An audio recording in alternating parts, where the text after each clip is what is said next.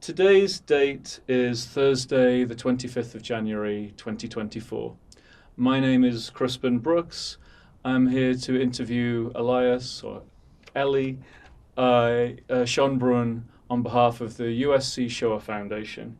The interview is taking place in the offices of the USC Shoah Foundation in Los Angeles, California, United States of America, and the language of this interview will be English. Please state your name. My name? My name Elias Schonbrunn. And have you had any other names or other names people call you? People call me Eli, E-L-I-E. My Hebrew name is Eli. So the people who know me call me Eli, but I go by Elias, my real name. And is there any special significance to your name? Were you named after anyone? My family name or? No, your first name. Are you Well, named in honor of? Eli is a Hebrew name, and that's the name I was given by my parents, and I kind of like it. But for legal papers and stuff, I always use the real name on my birth certificate. And please tell us, when were you born? I was born on April 28, 1938. And where were you born? I was born in Antwerp, Belgium. Tell us about your father. My father, Joseph, Josef, not PH, Joseph Schonbrunn. My father was a very religious. He went to the Satmar Yeshiva in the old country. He was very religious, Hasidic. He was part of the Satmar sect, Jewish sect, and he went to yeshiva, and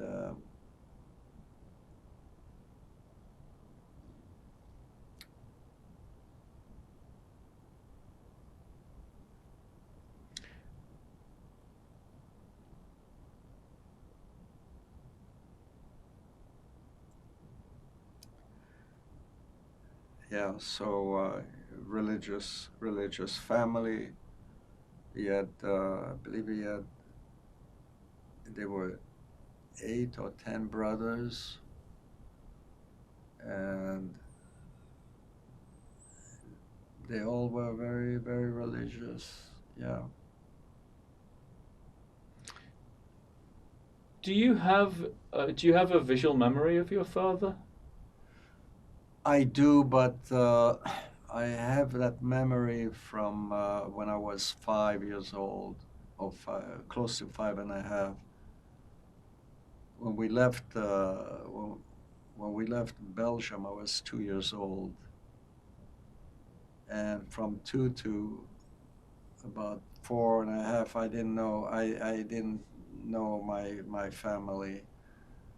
Uh, but I knew it in Saint-Martin. Saint-Martin is Vésubie is the place where I reconnected with my family. Up to that point, I'd been in children's home, Jewish children's home, OSE, Organisation des Organisation. Anyway, I forget. But when the war broke out for us in 1940, I know my parents, it was a Friday night, as they describe it. Friday night, my parents were at the window and they saw in the sky reflection of the artillery fires, that the war that was going on. That was Friday night. They decided to leave Belgium the Sunday because of Shabbat. So Sabbath, they didn't want to travel, so they left on. So they chose Sunday. and what I was 2 years old at the time. I had been born in Antwerp 2 years earlier, and the way the way Judy, my older sister who passed away a few years ago, describes how mother put a sheet on the floor of the room and piled all kinds of necessary item for the babies. I was 2 years old. My brother Arnold, he likes to be called Avraham, the Hebrew name. I tease him, I call him Arnold. She put all the necessary item for babies. My brother was 6 months old, and the way Judy describes it,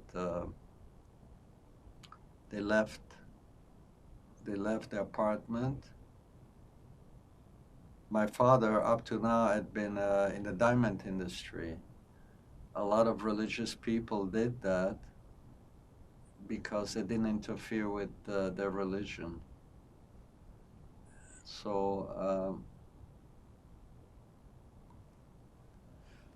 anyway, mother picked up everything, gave the bag to my sister Judy, Judy was 9 years older than I was, so she was 11, and she carried that bundle.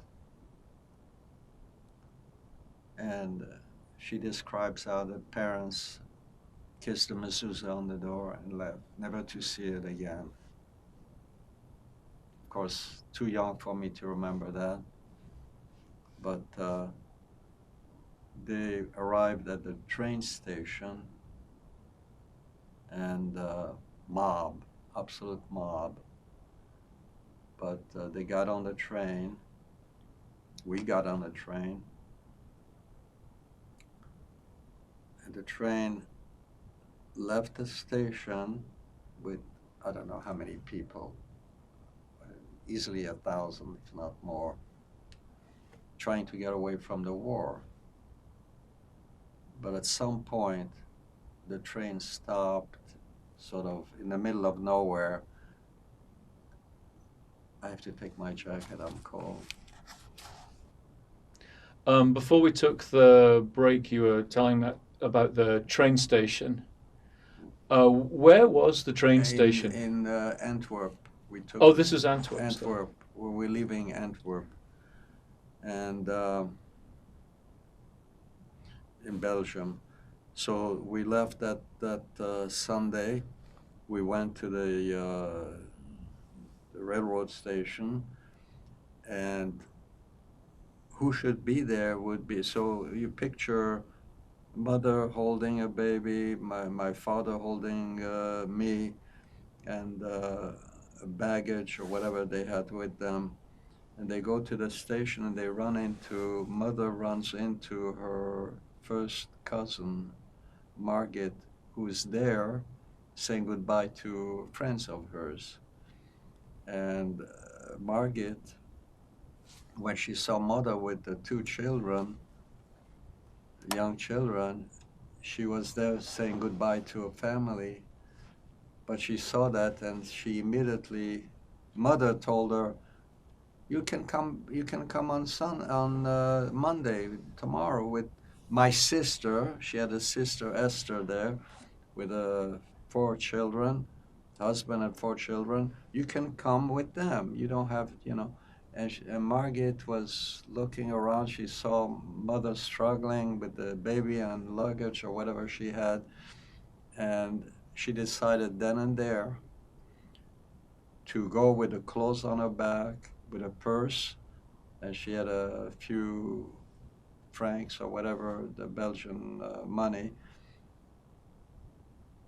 And she decided then and there to join us. She had no baggage. She came with us. What was her last name? Margit. Oh, her last name.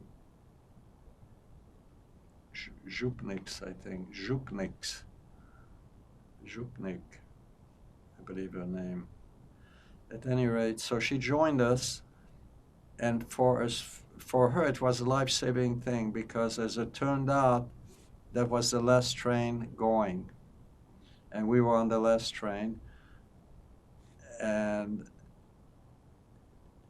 the train stopped at a certain point. I don't know, the distance from Antwerp to France is like 125 miles, but the train stopped sort of in the middle, or distance from the destination, because they were called back to go back to Antwerp. And so everybody on that train, if you can picture, women with children, men with luggage, if they had bags and babies, all getting off in the middle of nowhere, and had to start walking toward the destination.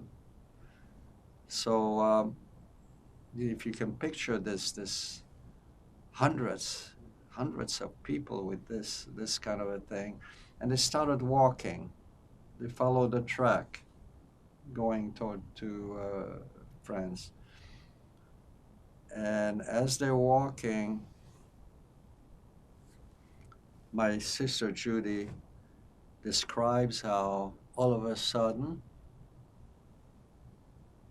they heard a buzzing noise.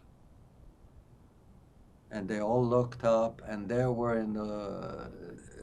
up in the sky, German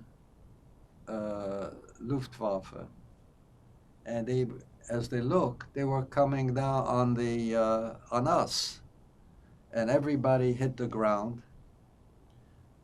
And my father laid on top of my sister Judy, so she would be protected. I don't know where I was, but there we were, in the ditch, wherever we were. Many people were murdered that day. And after, I don't know how much time passed, they made several turns, the planes, make sure they did the job right. Many people died that day. And my father, at some point, said, okay, it's over. He covered my sister's eyes with his hand. He didn't want her to look. And all she writes about us children is that we were crying. At any rate, we survived that. And kept on walking. Mother, I mean, I don't know what the distance was, but it took a long time. And wherever there was opportunity to rest, they would rest. And we came to a little village or something, and I remember but Judy writes how she asked Judy to go to, there was a farm, and she asked the man, my sister Judy spoke French, and she asked the man for some milk for the babies. And he said, and he provided. Then he wanted to see the parents, so, because the parents were hiding. My father looked very Jewish, so did my mother, but he had a beard and he was all, and they didn't speak the language. So tell your parents to come forward, but he gave us the milk, he gave the baby, so the babies would have. She writes about that, certain things, and I just wanted to bring it up. But we kept on walking, and by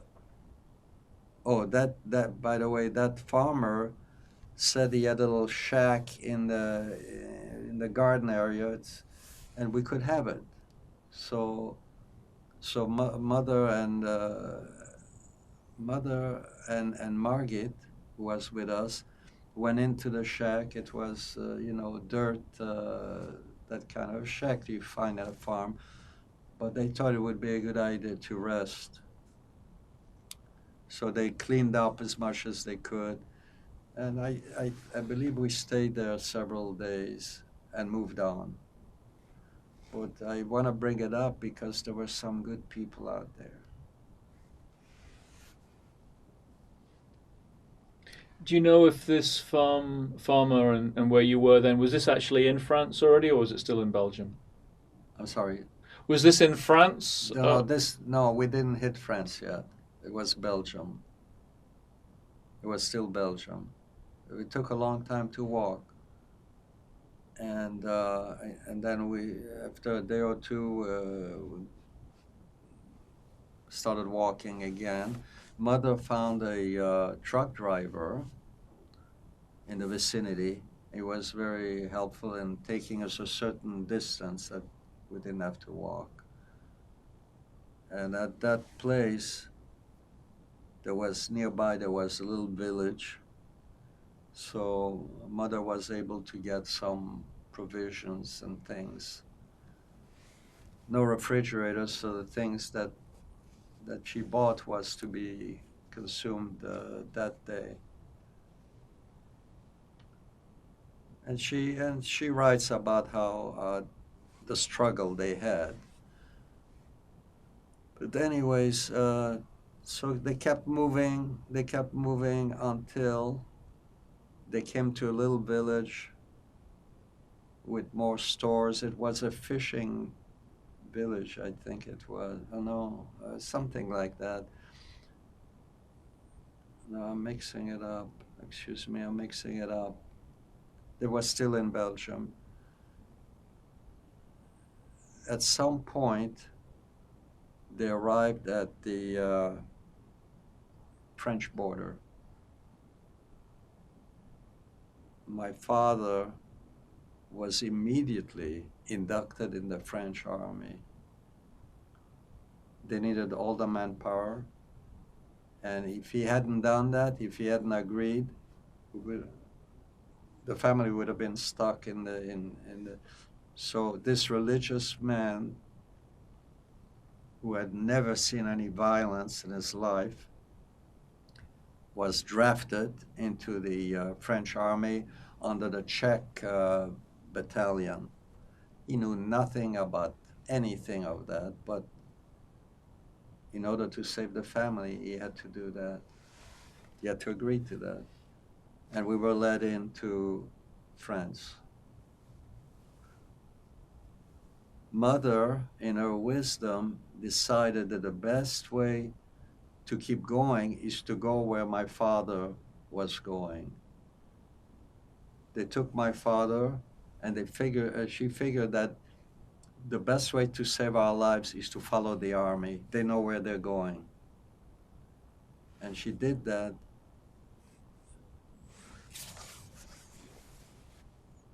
And at some point, he disappeared into the army, but we kept, I don't know how they went, but we still had to manage, the walk. At some point, we got into another train. So little by little, we got to the French border, and that's where my father was taken. We entered into France, and in 1940, there was an organization called OSE, Organisation au Secours des Enfants. And in 1940, all the 4 children were placed in the OSE homes. They had several homes, different ages, and so on. I was placed in 3 homes. I was placed in Chabannes, the first one, and I wrote it down because I wanted to talk about it. Where did I wrote it here. And I have the dates, actually.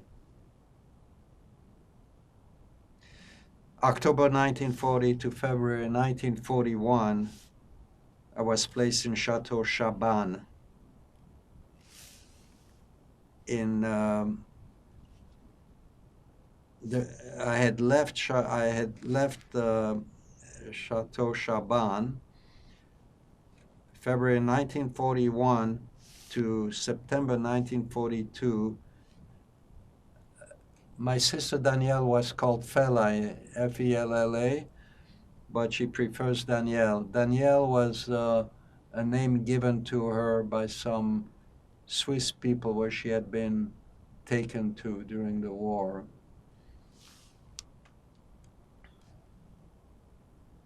I was with her in a nursery in Limoges.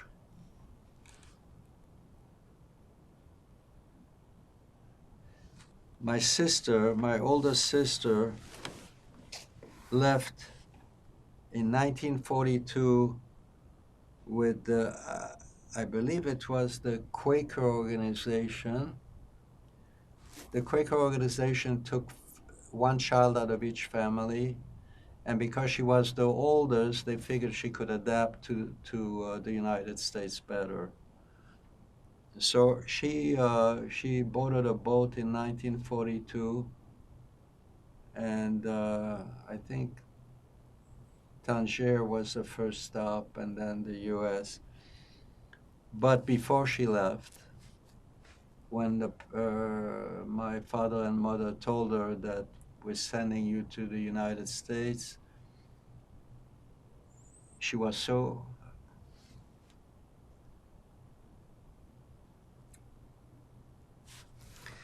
attached to me. She was my built-in babysitter. She wanted to take me with her. And the only way she would go was if I came along. So my parents said, yes, he's gonna go with you. So they put us in a van of some sort, except they didn't tell her that I was going with her, yes, but I would be leaving and going to another place called Puluzad.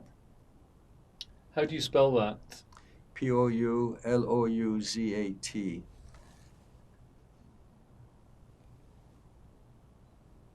Puluzad. And when I don't know what it was, it wasn't a car, it was more like a little mini bus stop. Somebody came, picked me up, took me into that home. Of course, she was very upset. And she was so upset when they took her, they took Judy to an older, to where she was going to depart in another home with kids her age. She became she wouldn't talk to anybody, and she would cry and so on. So two ladies from this Puluzad dressed me up one day and took me to see her. I don't remember any of it.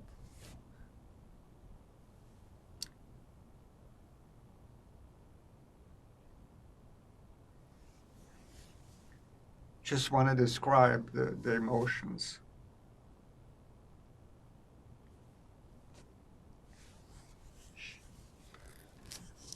Excuse me.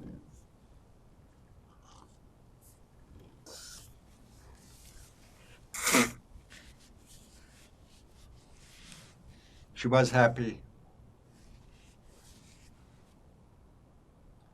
She started talking.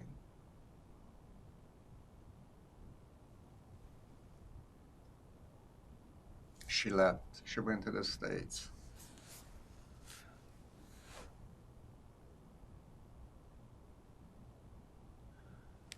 At a certain point, the homes had to be closed because the first home I was in, Chaban, Chateau Chaban, was raided by the Gestapo.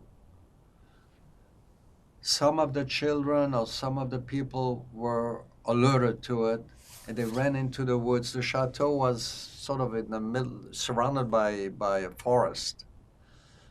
Some of the older kids or kids who were able to run away, they got wind of what was going on. They got wind of it. They hid in the forest.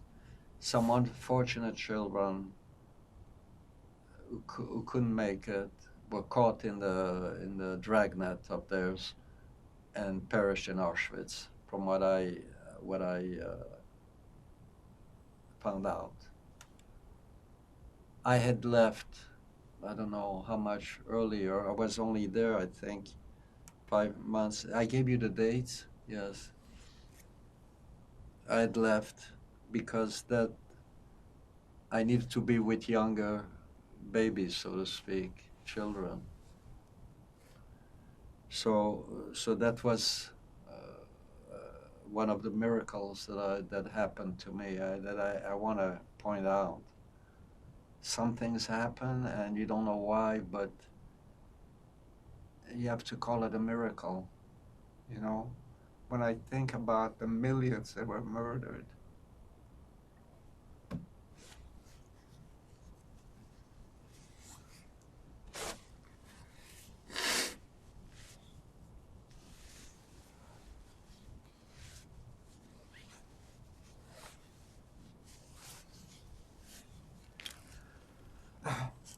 I can't do it. When all the homes closed because they raided all of them. It was unsafe to keep them open. They arrested the organizer of these directors. They arrested them, perished in Auschwitz in concentration camp.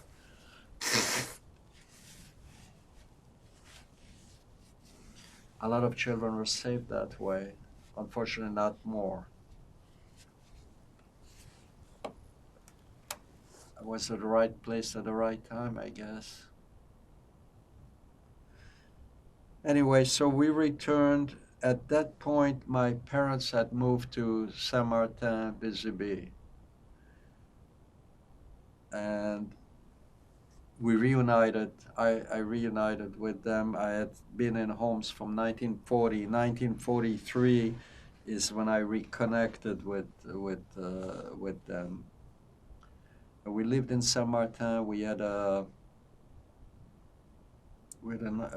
Saint Martin was controlled by the Italian army, and a couple times when we were there, first of all, life what there was, they didn't bother you. Italians, very nice. All that the parents had to do was report every day where you were. That's it. But in the middle of this was a small oasis in the middle of war-torn Europe. My father went to shul. I remember him praying for the Omad, for the front. The front. There's a person that prays for the whole congregation. I remember going, and we children we played outside. Saint Martin-Vésubie is up in the mountain to some extent, and they have a drainage in the middle of the street. Flows from the top of the mountain. Instead of a gutter on each side, they have these ditches. The streets are stone type like the olden days. But it's a very quiet town. And from what I remember, going to shul, playing, you know, we were not being attacked. And many times, the German people who were nearby had told I forget his name, but it's written someplace, this colonel or the one in charge of the Italian military there, refused. The German had always said, "We want the Jewish people. Give us the Jewish people." And that's written. I don't know where I read it. Someplace I read it. And he refused. He said, I'm in charge of this area, and now you're not getting anybody." And they asked several times. But at some point, first I have to say that life in Saint-Martin, you didn't feel the war. I'm sure that my parents knew about it, but never discussed it with us or anything. I was too young. But at Saint-Martin already, I was over 5 years old. So I remember playing outside the shul with my brother. I'll never forget that I took his beret. We used to wear a beret, and I took his beret and I threw it in that gutter and he always remind me that. So it was just playful time, and you know, we would. I just remember a few things about my life in Saint Martin, and I'll never forget. We were eating, and I take it was Sabbath because we all sat together. And I was never a good eater, and I was playing with my food. And my father was sitting on my left, and my mother and Arnold was sitting in front, and my mother was saying, "Eat, as my kid, eat my child." And my father was getting very, very. I didn't know that it was war years and things like that, but my father knew, and he wanted to make sure that wherever I go, I eat my food. So he took me by the hand. We were on the first floor of that building, and he was very angry, and he took me down the staircase. My feet hardly touched the staircase, and he put me in a what looked like a garage of some sort, dark, and I was crying my eyes out. But it's a lesson I'll never forget. My cousin Margate came down because I was knocking on the big door and crying. She took me out and took me to the table, and I ate my food. Never forgot. I talk about these things because that's all I know. I also remember that before we left Saint Martin, my father had gone to City Hall. City Hall had a radio with that information, and he found out that the Germans were coming and we had to leave. I was with mother, and she was holding my baby sister, and we walked over there, and I didn't know what was being said, but my father was telling her, this is it, we gotta move. So the next day, she dressed me up. Normally I would go, in France, the boys wear little short pants, right? And a top, and that's it. But she dressed me so heavy on top. I had short pants, I had city shoes, but and I was complaining. I didn't want to, I didn't understand it. What's a child to understand these things? So the next day we went to the base of Saint Martin. Saint Martin Vésubie is up in the mountains, but I'm calling it the base because it was the base of Saint Martin. And I believe that the mountain we're climbing was something in the neighborhood of 3,000 feet or more.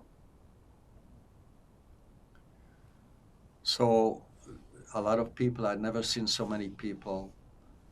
I don't remember seeing any other children else, but I saw a lot of women and some elderly folks.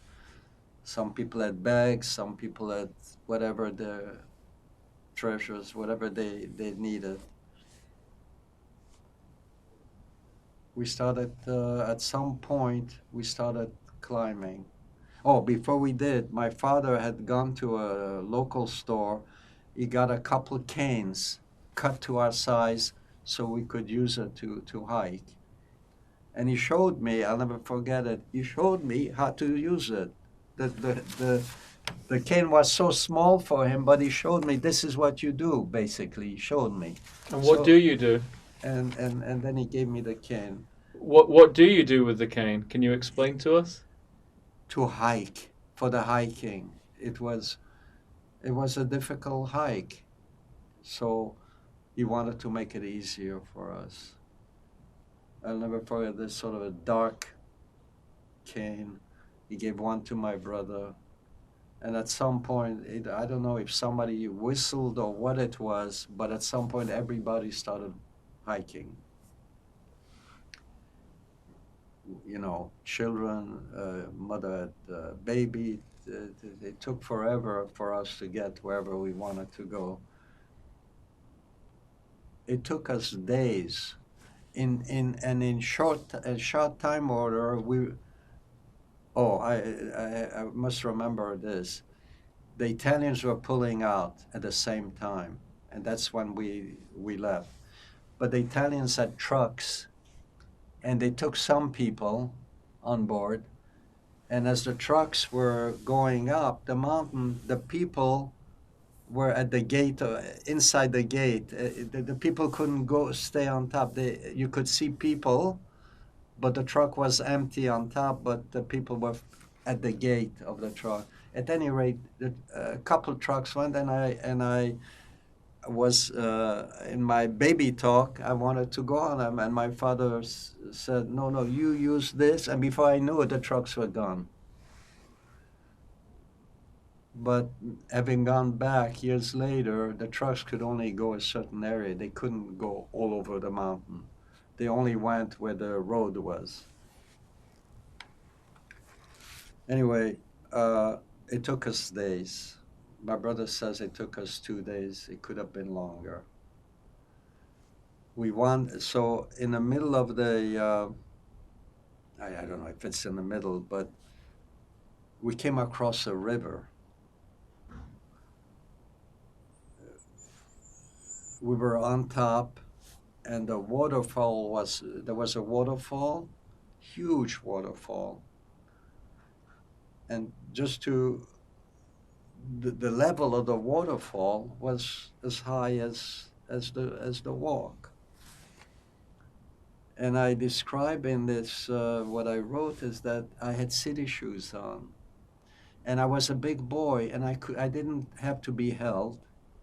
I could walk, you know. So I walked on my own, hiked on my own. The noise was tremendous. And all of a sudden, I slipped and actually fell towards the water. And as I'm falling, I'm picking up speed. My little hands on the wall of this river caught some outcropping of some branch or something that was growing.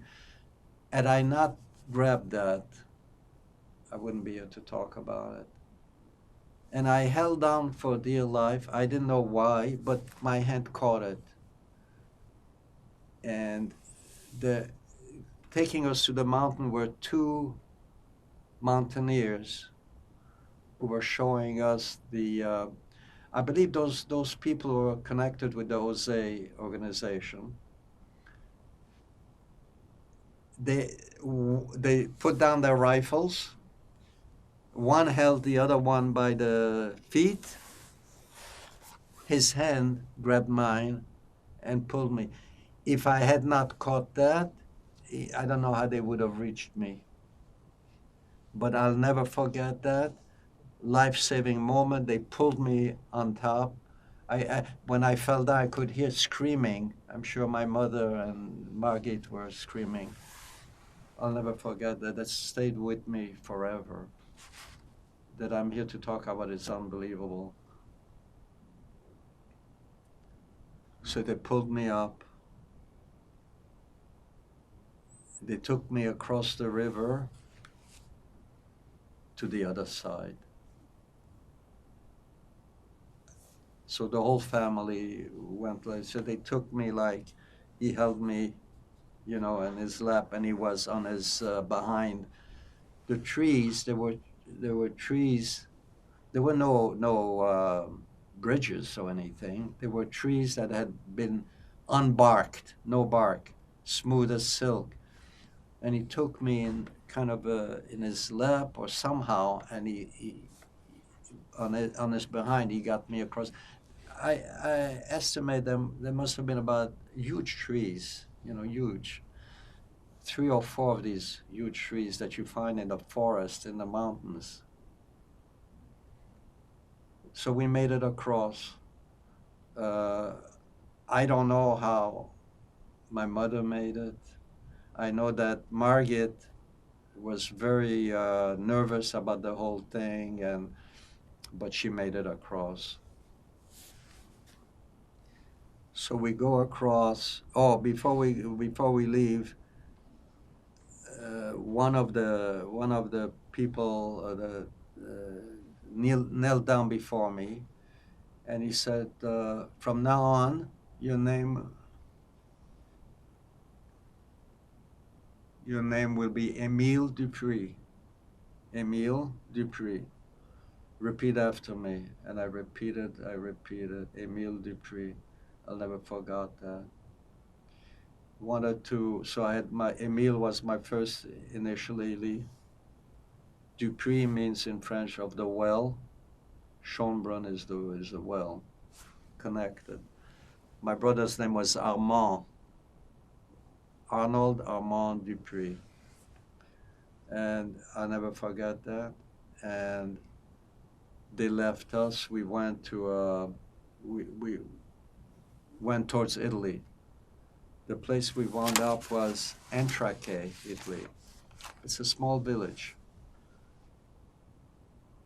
Before we arrived there, we found up in the mountains. We found this farmer. He was a farmer. I don't know what kind of animals he had, but he invited us in a shed so we could rest. Hey, we sat down, and both of them brought out some food of some sort. I don't remember what it, but both elderly couple. But we rested, but then we had to go. We couldn't stay there. And so we wound up, after we left, we wound up in Entrache, Italy. And in that particular area, somehow, I forgot to tell you that my father was arrested. He had made it across the mountain with us, but he had been arrested with some hundreds of other men by the Gestapo. So that's the last time that we saw that we had seen him going up. I had seen him going up the mountain, but after a while I didn't see him because he was with the Czech people. Somehow he got arrested, but we arrived in Entrache, and we wound up in a hayloft, animals underneath and lots of hay. But I wanted to say something about my father. Mother wanted to get him out of the predicament. She left us children with Margit in the hayloft, in that barn or wherever that was, that farm area. She went, she talked to the commandant. She's a fearless woman. And I got that story from my sister Judy. I didn't know that. She wanted to save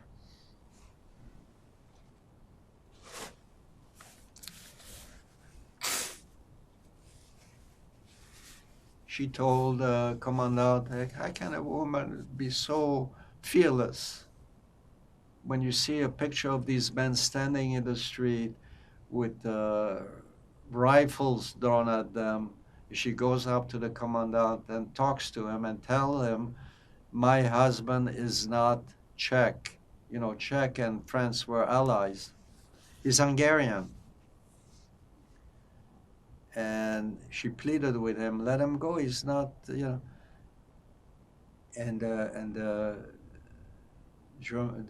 commandant said to him, I was only arresting men, but in your case, I'll make an except. He's Jewish, and I'll take him, and I'll take you. I'll make an exception. I'm not taking women. In your case, I'll take you.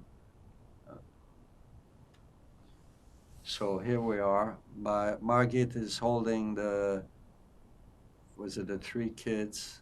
No, just Arnold and I. Yeah, I forgot to tell you that in Saint Martin, a couple was going to Switzerland. And in order to get into Switzerland, they thought it would be best if they had a little baby with them. So mother offered the baby, so at least Danielle, my sister, would be safe. When they arrived in the frontier, they didn't go through the customs or anything like that. There was a couple on the other side of the fence. From what I understand, they threw the child over the fence to the other couple. So my sister, my little sister, baby sister, was saved by staying in Switzerland. She reunited with us after the war. But that was I forgot to tell you about that. But going back to my father, who was arrested with these people, mother tried to save him, and she was arrested. They were in the street under guards, and mother told, from what I understand, I don't know if Judy, my sister, told me that story, that she told my father in Yiddish, Lamagain, let's go, let's leave, let's escape. They were in the street, and mother, unbelievable, this woman.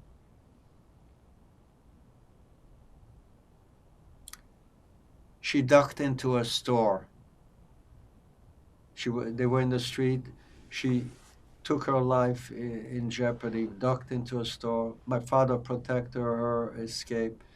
She wanted him to go, but he didn't. I believe that had he gone in, the both have been discovered. So he stayed behind, never saw him again.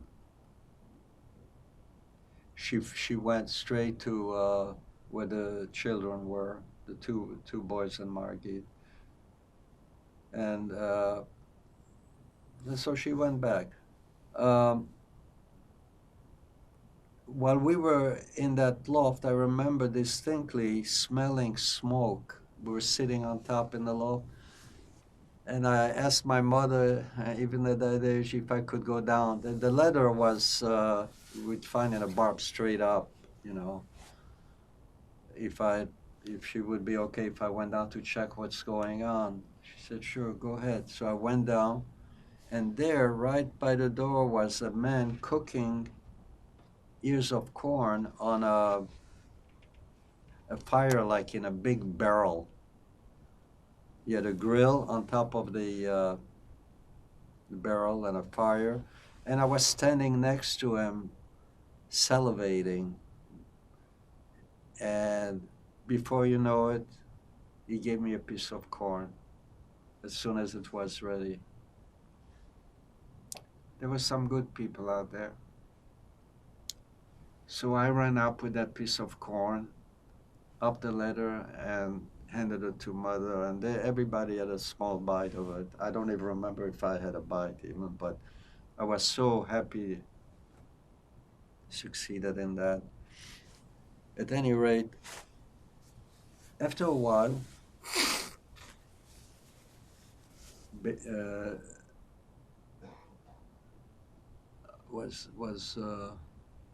Yeah, the baby started crying. Arnold, the baby started. No, is it? I'm mixing it up. You'll have to excuse me. Um, it was my sister. I said she had gone with a couple. No, that happened afterwards. She was with us and she started crying. And before long, Italian border guards with rifles came up to where we were, and they insisted that we leave.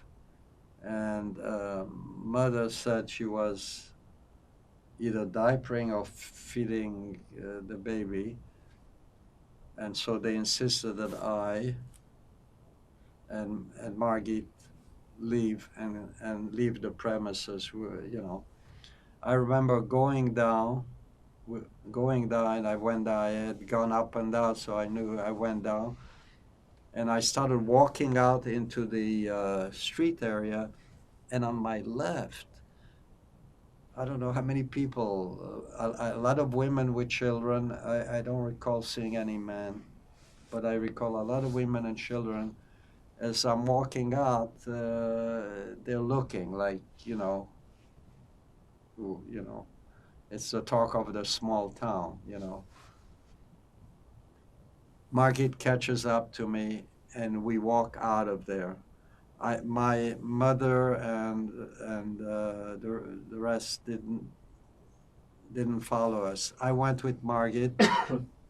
We walked down the street, and I recall coming to a sort of a plaza, and on my left was something like a big constructed building.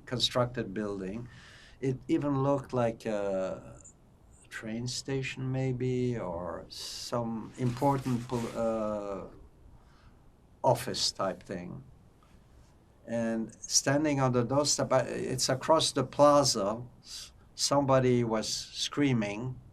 We were, you have a plaza in the middle, so it's a long distance. Margaret ignored it. She pressed on there was a chapel. She pressed on the door or bell or whatever, and a nun appeared. There was a little see-through appeared, and Margaret started telling her, could we please come in and rest?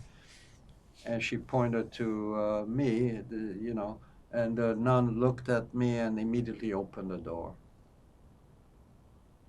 We went into the chapel, and we sat on the bench, and a whole bevy of nuns came out. And pretty soon they brought out food. They let us rest over there. And it was a small chapel. I bring it up because I remember these things. The goodness. At some point we had to leave because we're expecting, I guess, to re-meet in Saint-Martin. So we walked the street of Italy, but at some point we went back into the mountain and went back towards Saint-Martin. By that time, the Germans had come in and take over the whole area. We went down to a certain area overlooking the road of Saint-Martin. It's a paved road. As we come down, we can see military trucks, and I was with Margit. She put her finger to her mouth, be quiet, and I bent down behind it. We had come, it was a grapevine area, a lot of grapes. I don't remember any of the grapes, the foliage was there. And I bent down, I kept quiet, but you could hear the sirens, the sirens of these cars going, and the trucks and all that. When they passed, somehow, I don't know how, but Margit got us into a motel of some sort. People let us in, and that's where mother was. But from that moment on, we were totally uh,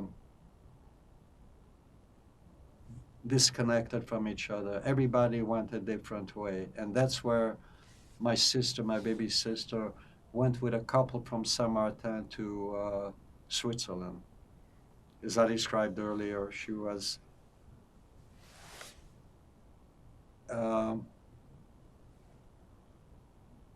let's see, Arnold went to a family in Corrèze, I think. No, no, he went to a place called Cordel, Curdel, and the family name over there was Dupin, Dupin.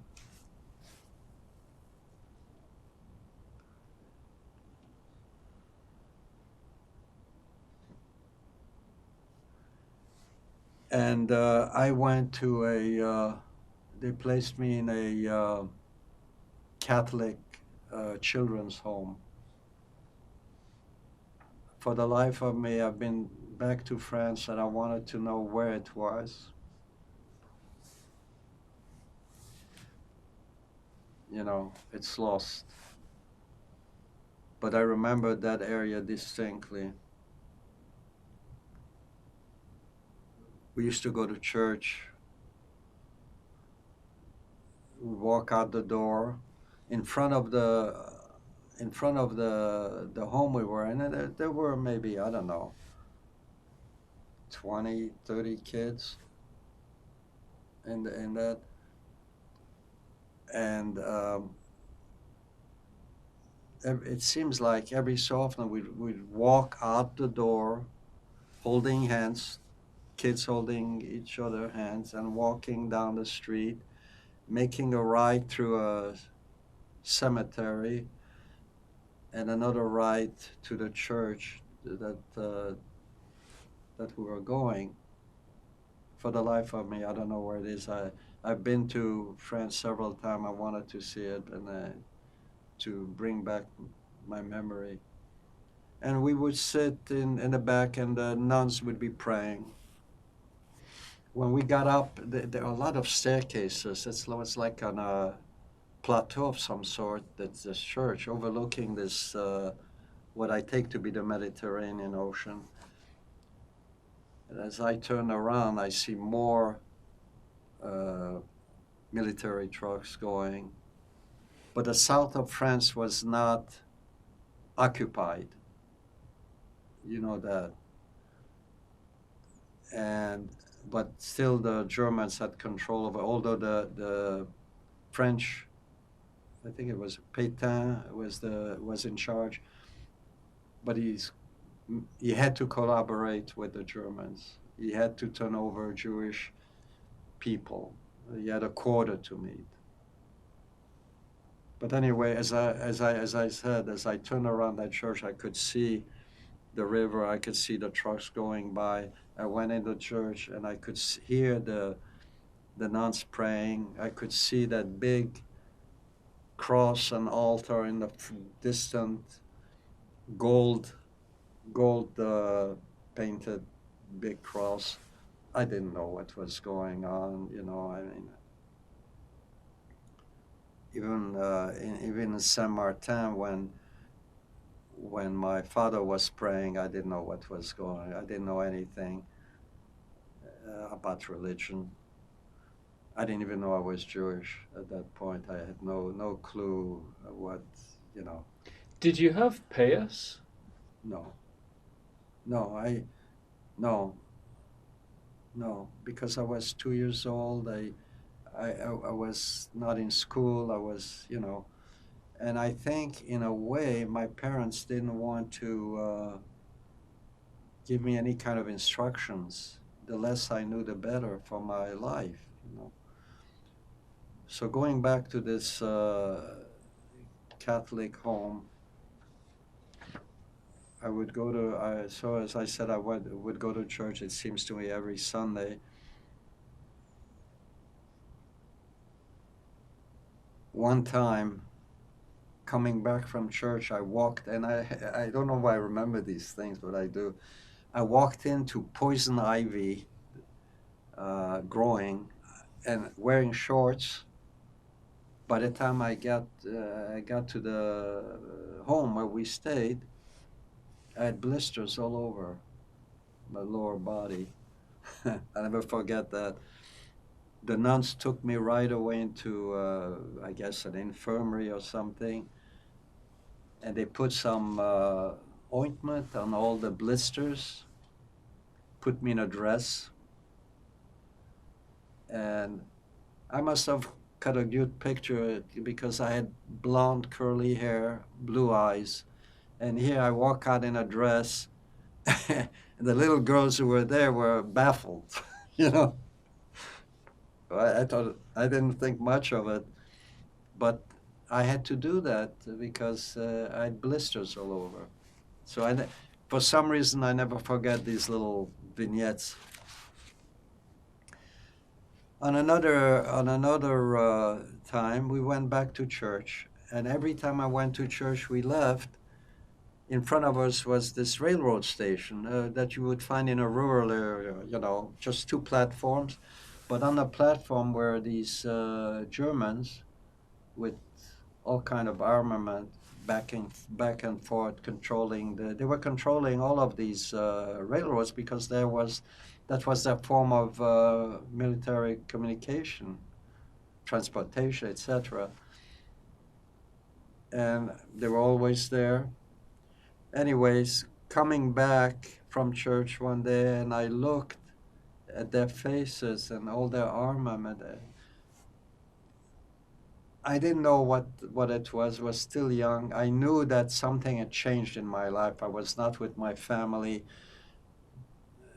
But, as a child, you don't put two and two together right away.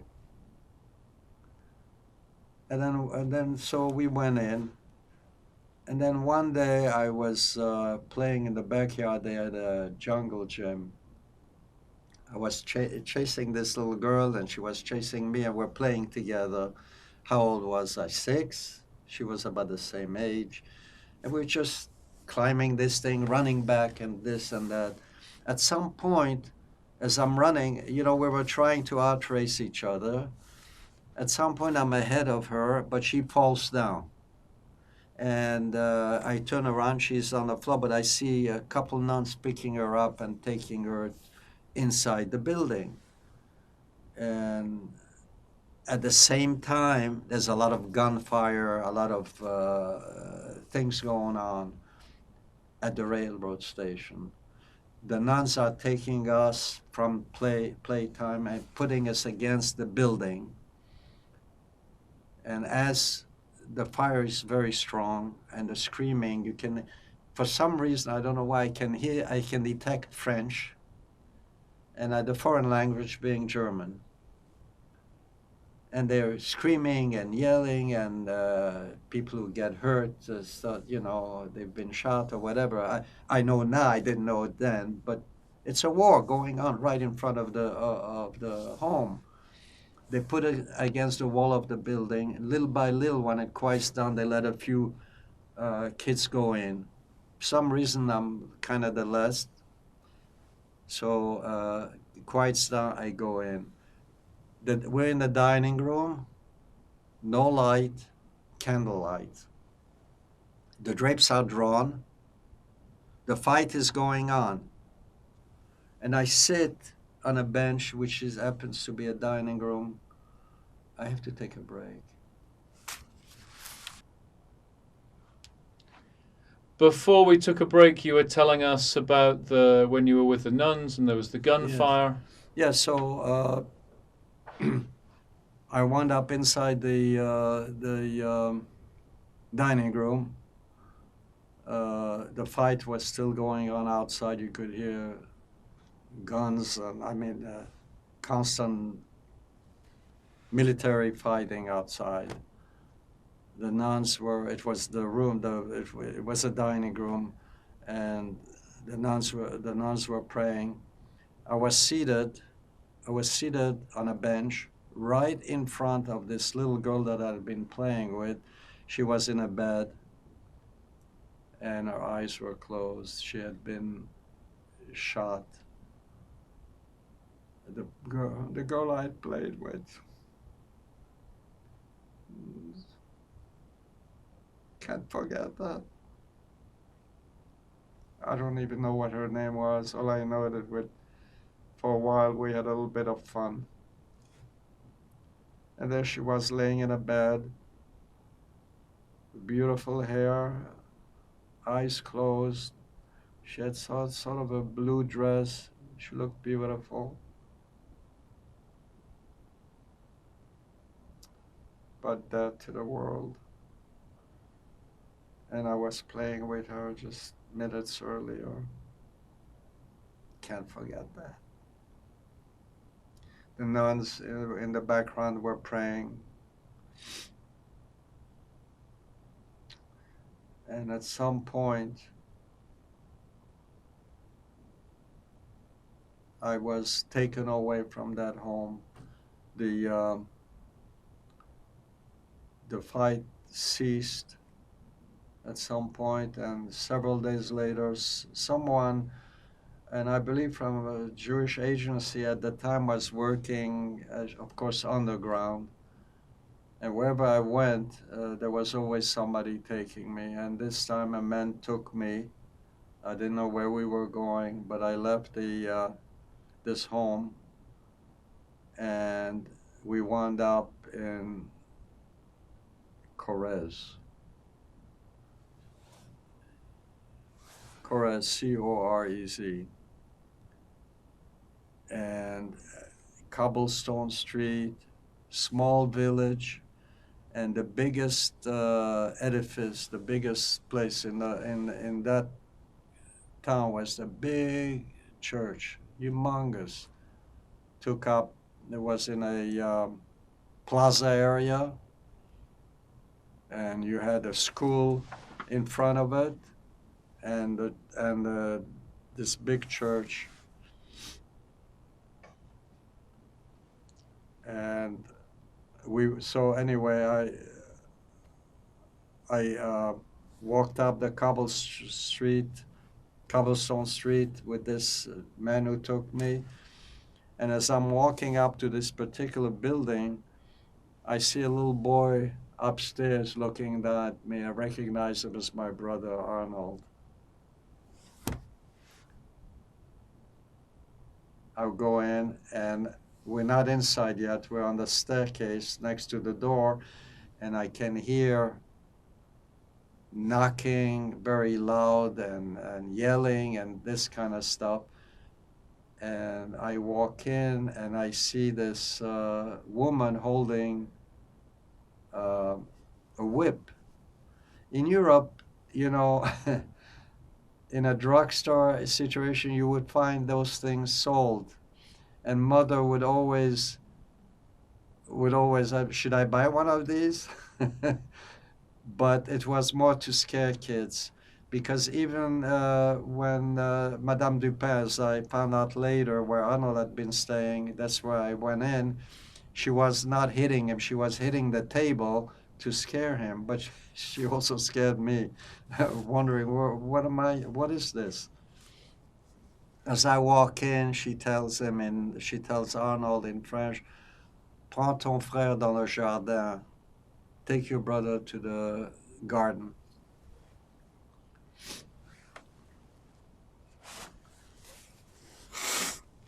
I go down with him to the garden, and I stop at a tree, and we look at each other. Oh, before he leaves, he says, "Oui, maman," yes, mother. And when we go downstairs to the tree, I ask him, she's not our mother. Why do you call her mother? And he says, she's my mother now.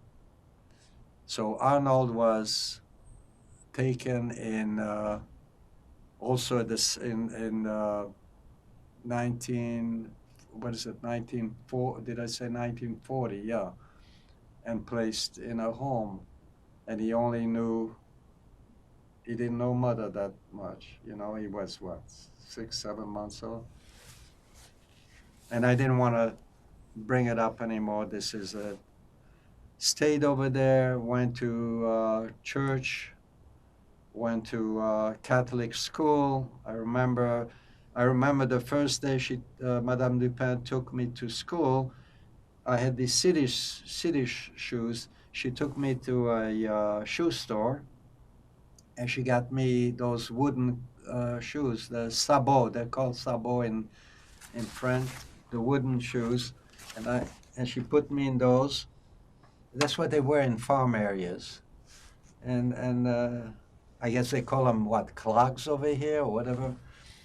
But I looked, and believe it or not, as I was walking, I walked. I was able to walk on them, Not that I had learned to walk with that before, but I figured, they're shoes, I'll walk.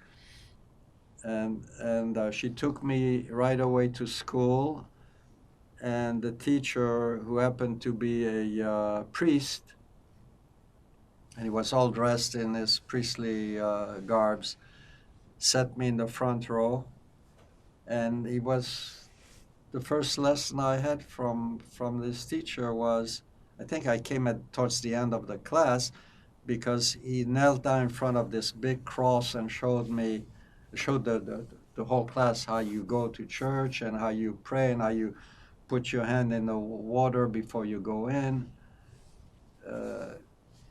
So I take it the school was a Christian school. I mean, Catholic school, I meant a religious school. So the classroom was over, and a boy was assigned to me to take me down to the yard, where, kids. And I went with him to the yard, and I went up, and a whole bunch of kids, the new kid in town, right? So they all they all asked me questions, and I just looked at them, and, I was just sort of attacked, what I mean, verbally type thing. But anyway, after a while, they didn't get an answer, they went playing, So that was my first day in school. I don't have the right time of how long I stayed there, but I remember going to church at midnight mass. I remember distinctly going in the middle of the night, we're going over there to church. So that was a point of reference for me. My brother, Arnold, who is very religious, I'm not, he is religious, was in a choir in those days. I remember I saw him there, distance far, but I recognized him. And jokingly, I remind him of it. He doesn't like that. But, Anyways, I remember being there for, as I said, midnight mass, so it must have been, I think I arrived close to December, very close to December, because soon after this is what happened. And Christmas was there, and I also remember a grape harvest.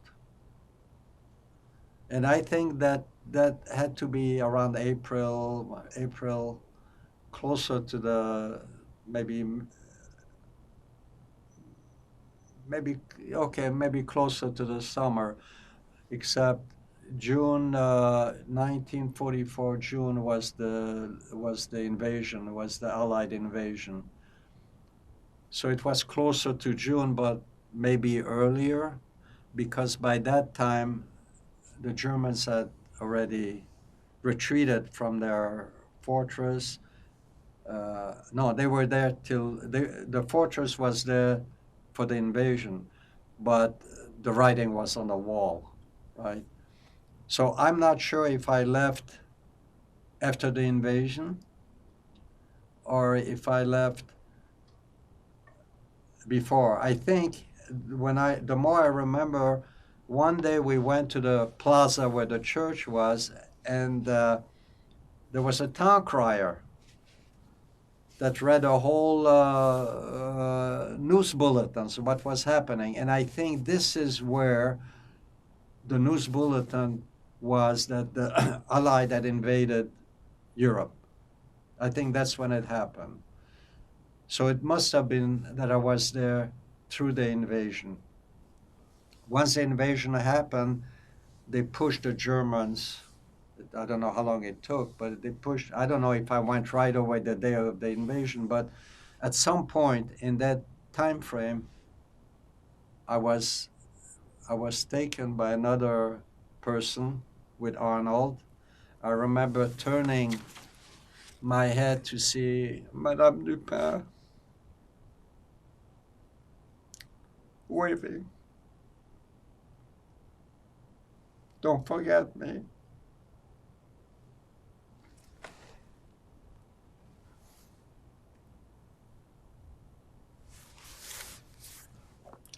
Before I arrived, Arnold had been there at her house.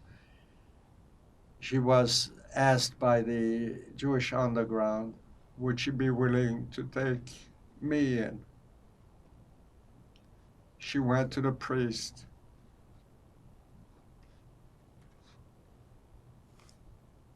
She asked the question.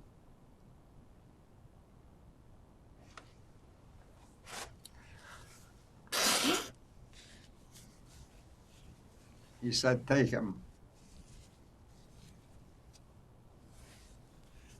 You know, people in the olden days, even today, people ask their priest for what should I do? Anything. Jewish people go to rabbis and so on. That was the way things were done. That's how I came to be in her house. She turned around. I turned around. She waved. Don't forget me.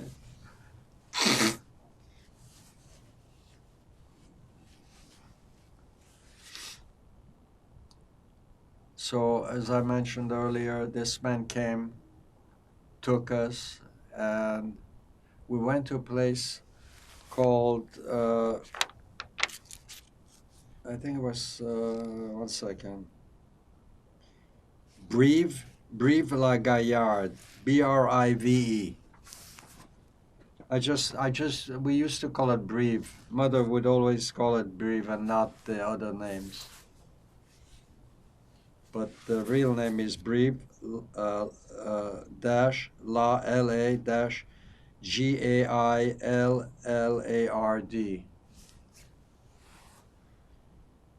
This man took us to this office and told us to sit on this bench. And we sat. And I'm sorry.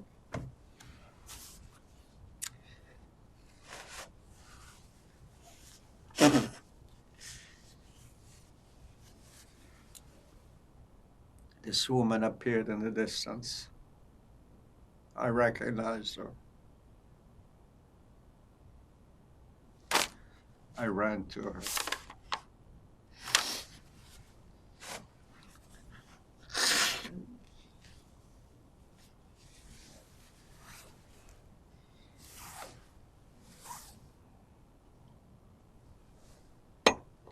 C'est maman, it's mother, it's mother. Arnold was running. I turned to him, I said, it's mother. And he ran towards her, and she hugged us.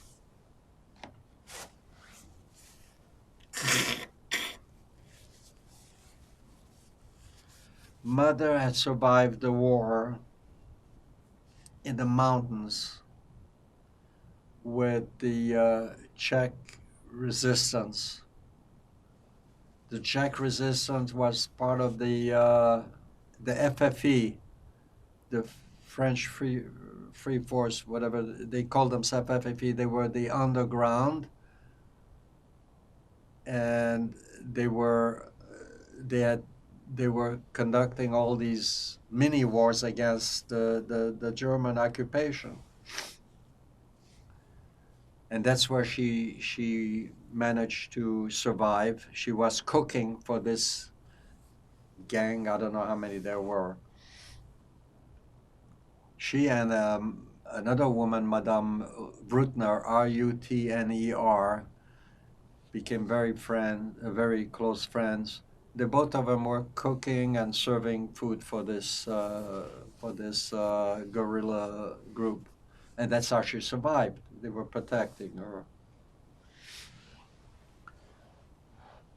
And I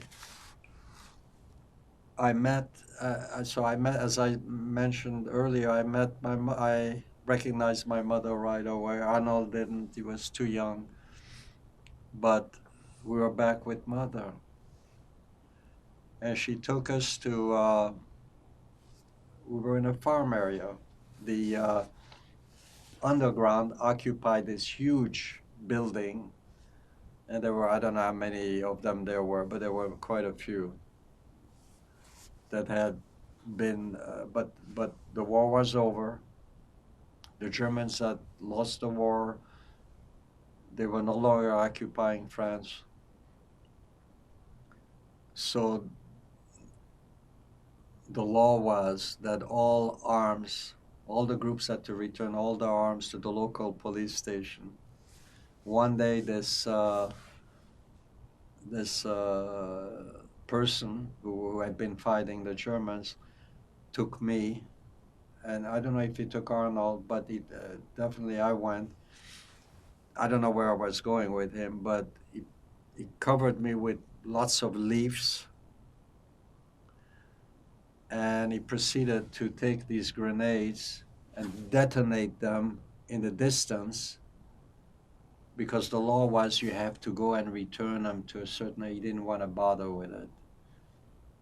I remember this sickly. I mean, what, 6-year-old, 6.5-year-old kid sees all these things? How can you forget that? At any rate, so we are in this farm area. The building is huge. There's a road, and on the other side of the road is a barn with cows and a couple of horses, a big green span of it's not a garden, it's huge, trees, etc. So mother wanted to give us nourishment right away. As I was the oldest of the children, she would wake me up early.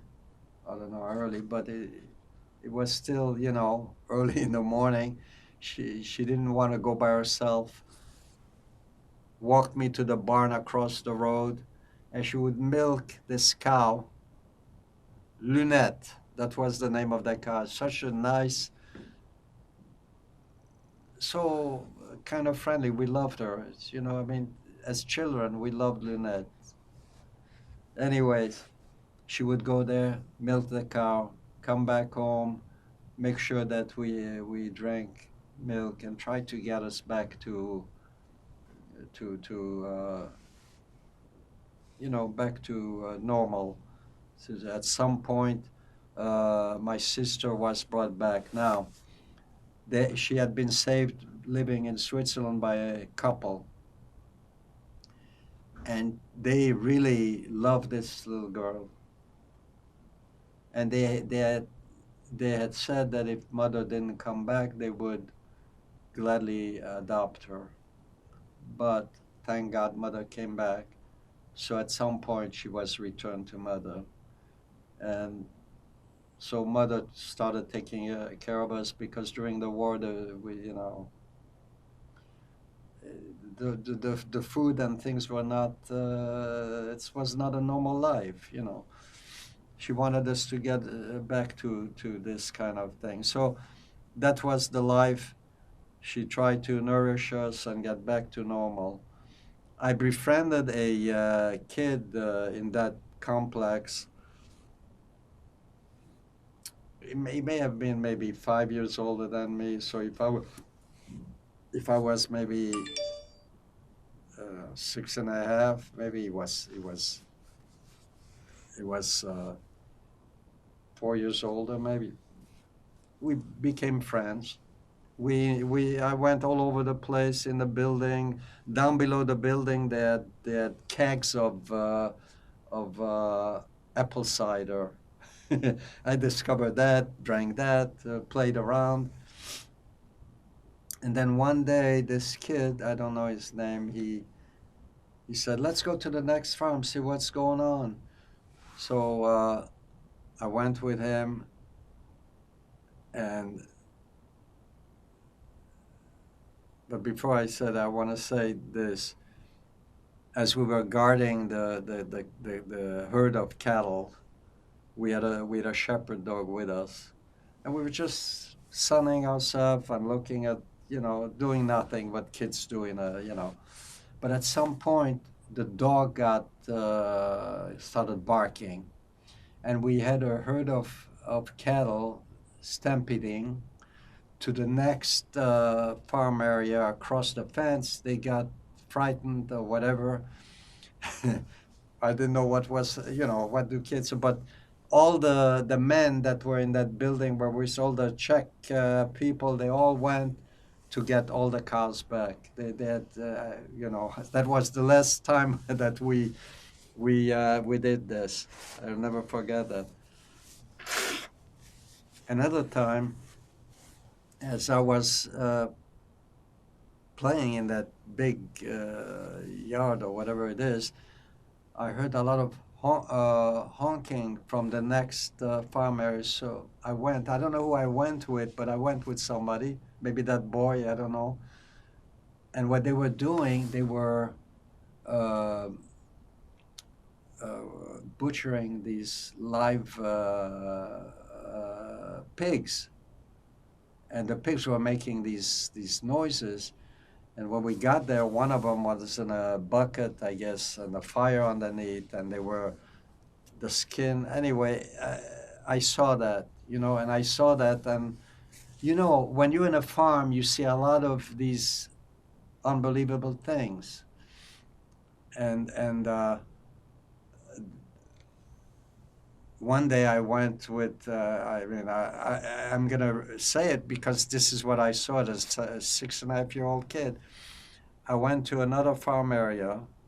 Somebody took me there, set me on a bench, and there was a horse. The horse. All of a sudden, they took out this stud, and they started studying in front of me. I didn't know, of course. What do you know? But in a farm area, that's what you see. Real life going on. I mean, of course, I didn't know what was going on, but for some reason I was there. On another very important topic, this boy that I befriended lived in the same building with us, maybe 11 or 12, I don't know. He wanted to go to the next farm area to see that house, that building. I went with him. We hung around together. We went to the other building. We went in through the back, and in the house there were so many rifles on the wall, and mirrors, and what I would say gold, but it wasn't gold. It was painted, but rifles and mirrors and all kinds of equipment and things. And we took a look at it, and then we left. We went back home. But at some point later on, he said, we should really go back there, and maybe we should take a souvenir. I said, I don't know. He didn't say the word souvenir. Let's go back. He was my friend of the time, so I went back. As we entered the back, two men with rifles confront us. They come from the front. They heard the back entrance. They come, and they start shooting in the ceiling. And my hands were up. His hands were up. And I don't know what was going on, but here we were up against the wall with the hands up. They had guns at us. I didn't know at the time, but these were not bullets, these were BB guns. and you know they splatter all over. They make a lot more noise, I think, than a gun. But I found that out later. I didn't know it then. My friend, who was older, ran to the front of the house. They chased him. I went through the back, and my small feet ran as fast as I could back to where we lived. But I turned around to see what was happening to my friend. They had him in a ditch, and they were pumping these I think the BB guns or whatever at him. I ran to the house, crying, nervous. I was so out of breath. Mother took me and you know tried to calm me down. I must have peed in my pants just out of fear. And I told them, they're shooting my friend over there in the farm. And all these ex-guerrilla fighters went. I think they had their own guns, you know, and they went to the next farm area, and they brought the kid back. I don't know what went on over there but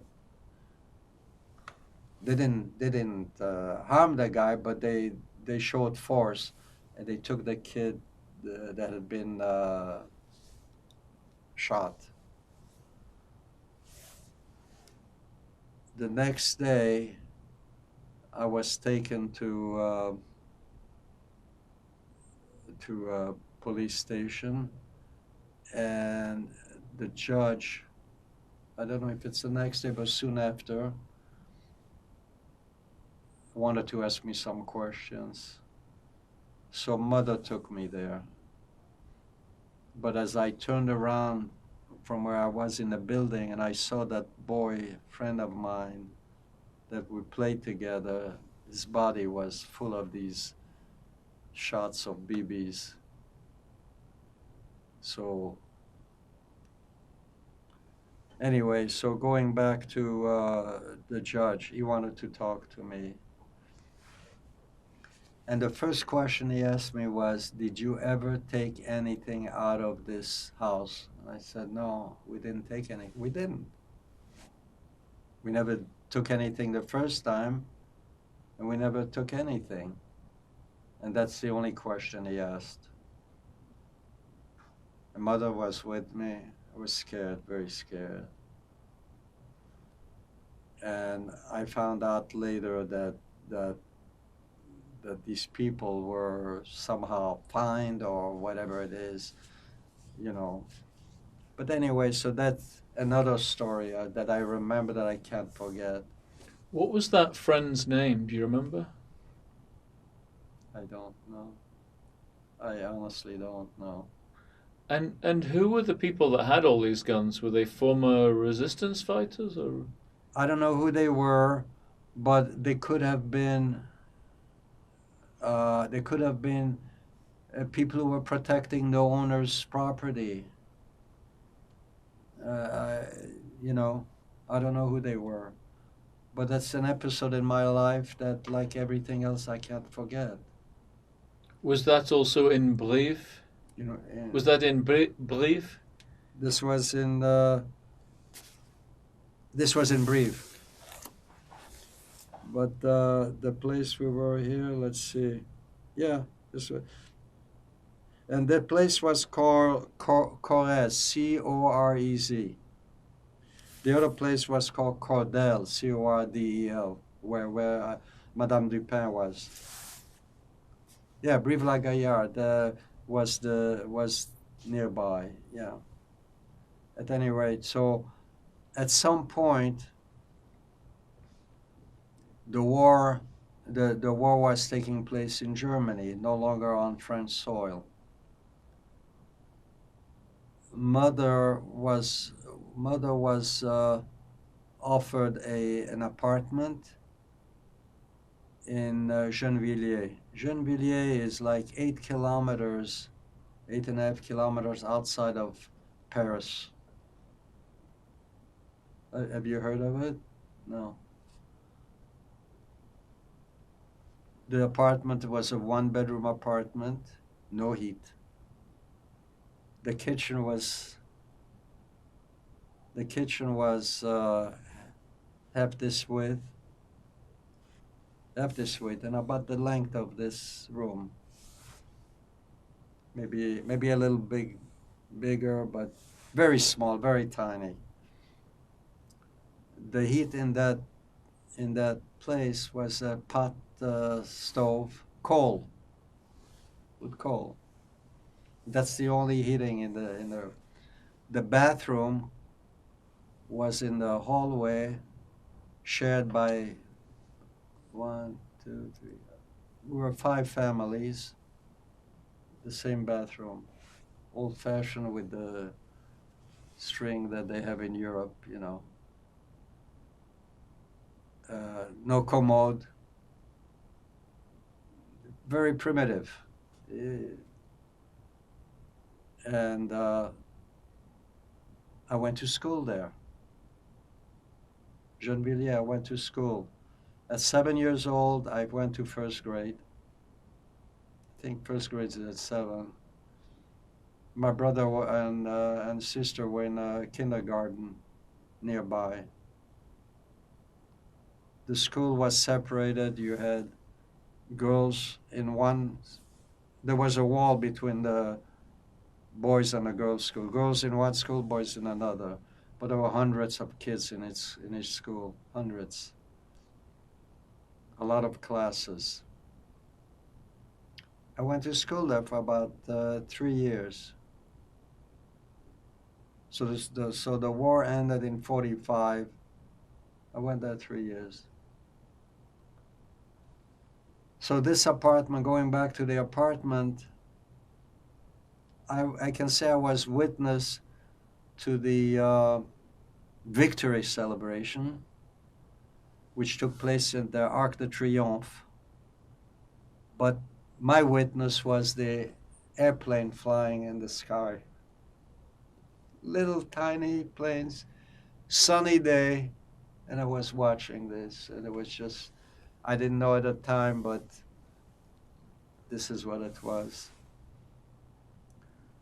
On another thing, we lived, I think, on the third or second floor, quite high staircase, maybe second floor, but a lot of staircases. Down below the street was a truck, open truck, and 2 women were up against the cabin of the open truck, hands tied, shaved heads, and a mob of citizens were throwing all kinds of garbage at them.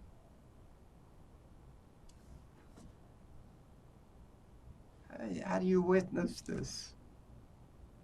Witness all these things. They had colluded with the Gestapo, and the people knew about it, and they took revenge on them. And that's how they were treated, not only where I live, but all over France. People were taking their anger out, and some people were using murder. The law was not very well established yet. It was after the war. People did pretty much got even, you know. The story told about the concentration camp where it was, before it was liberated, the Germans left, they left, the guards left. One guard did not. They took him, they carried him and threw him in an oven live. They were so, this is what was happening. There were bands of taking revenge on these atrocities that had been committed on them. So this is what it was. But going back to school, I have to tell you, I enjoyed school very much. And for some reason, and I don't know how, I had never been in a school environment, really. My French was terrific. And I credit that my sister Judy. She spoke to me in French, and I was a little baby, I was a little kid, but she was my babysitter up to the age of 4, and that's what I had heard from her. But vocabulary was not that, but my French was good, and I could pick up a book in class. The teacher would always call on me. I would go to the front of a class. The class had like a big you go up a stair, like what do you call a little terrace, wooden terrace, and you stood in front of the class and read. She told. She would call on other kids my age, and they couldn't put two French words together. And so she would always more or less call me because she knew I could read it. So I turned out to be a very good student. And every year, that's the way it is in Europe anyways, all the schools in Paris and surrounding area, they go to a big convention center. Over there it was called Grésillon. Grésillon. It's like what they would hold over there would be farmers market type thing and all kinds of conventional type things that for big thing. That's where they did graduation. The senior class were in the front. In front of them was a big podium with dignitaries and principals and mayors, politicians, and they would hand out diplomats, or no, what do you call it? Yeah, a diploma from the school, whoever graduated. And we were in the back, we were the youngster, we just watched it, but we stayed at attention. We didn't sit, we just stayed and listened to everything. My teacher pushed me in the aisle, and I didn't, what's going on? And I wanted to return. She pushed me back, and she pointed to go to the podium, and I didn't know what it was up, so I started walking towards the podium, and the other teachers class did, go, go, go, and it's quite a distance, quite a distance. I didn't know what was going on, and I kept walking till I got to the podium. And this, he had this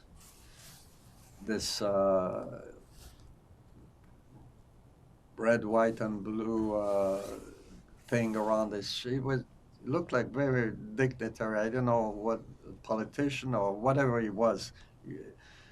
He kissed me on both sides of the cheeks, and he gave me a diploma.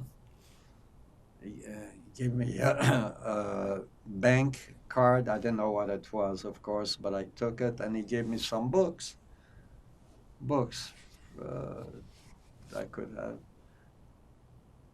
And I didn't know then, I was too young. And I went back to the class, stood in attention, went back home, and what had happened was the teacher had given my name is a very good student, deserving of this. So this was one of the happy moments in my life, I suppose. And do you know the name of that school? The school was in.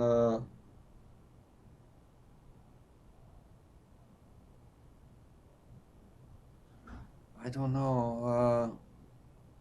I don't know, but it was in Gennevilliers. It was in Gennevilliers. I forgot to tell you something else. I have to. I remember that distinctly. We were in the gym of that school, and as we were,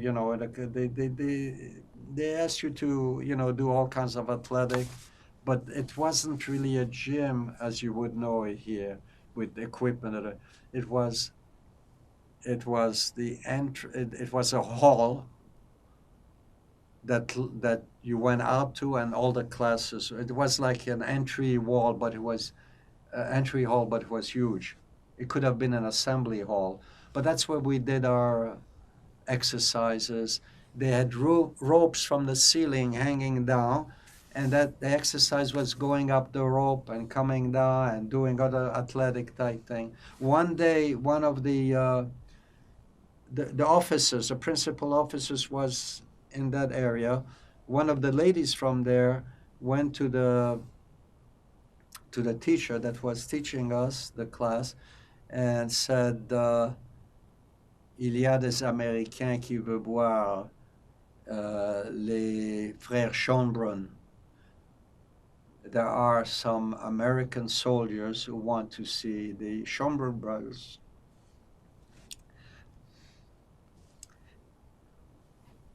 In my mind,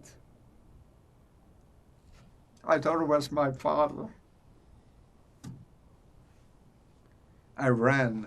I was so excited. As I entered, I saw these two soldiers. I stopped in my track. I didn't recognize them, of course. It wasn't my father.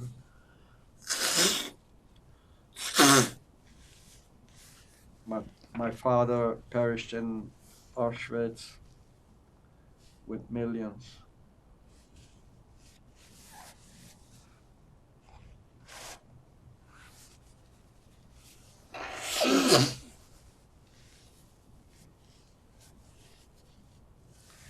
Those two Americans were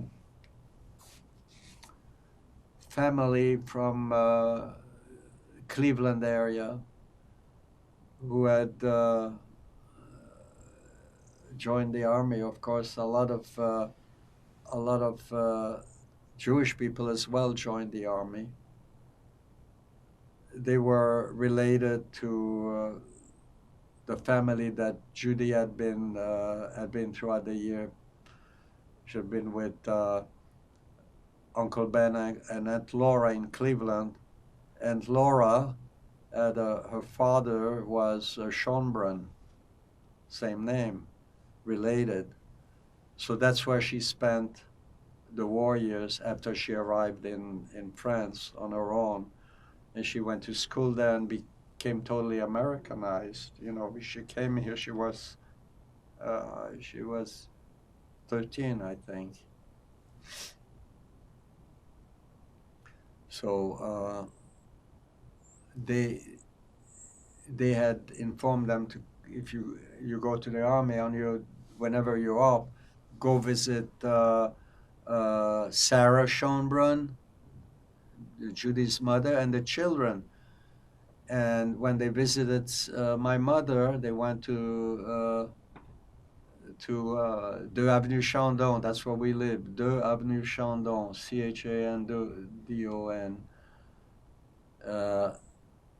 Mother told them where we were, and they had a what do you call it? These jeeps. I don't know what they did in the army, to be honest with you, but there they were in the office.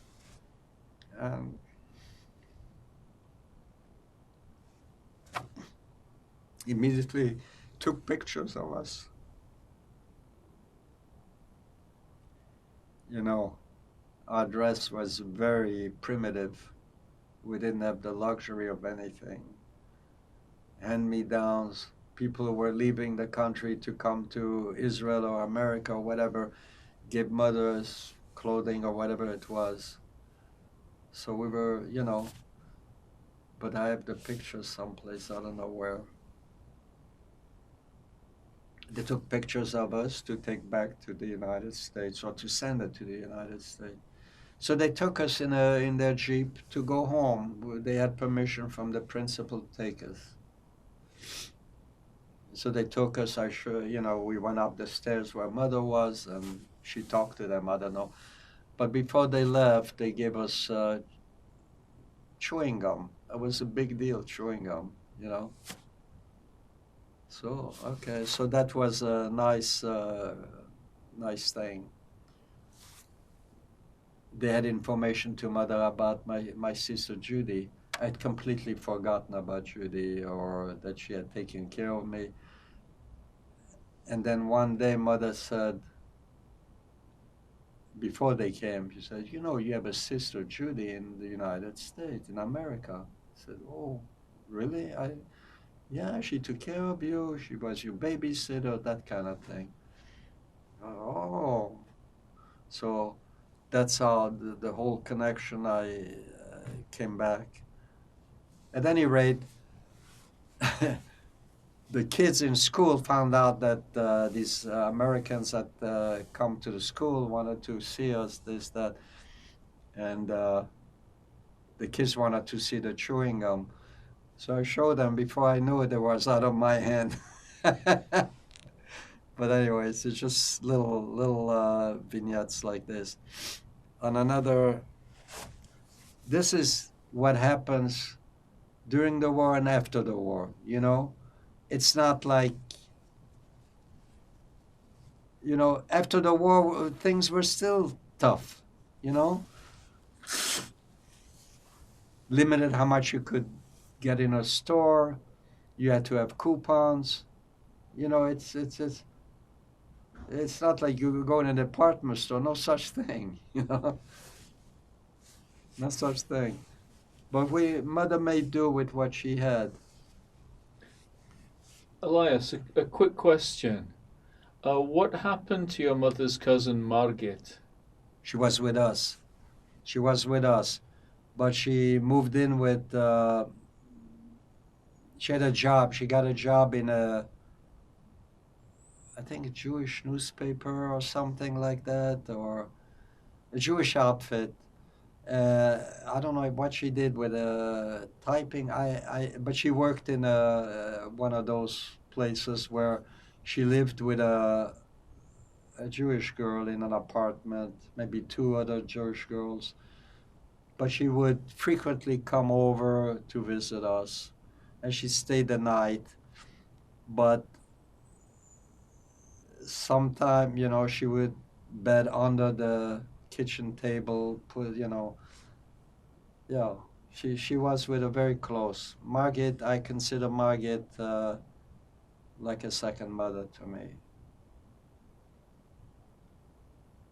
She actually protected me when we left. I mean, she protected me. I mean, I told her children years ago, she's my second mother.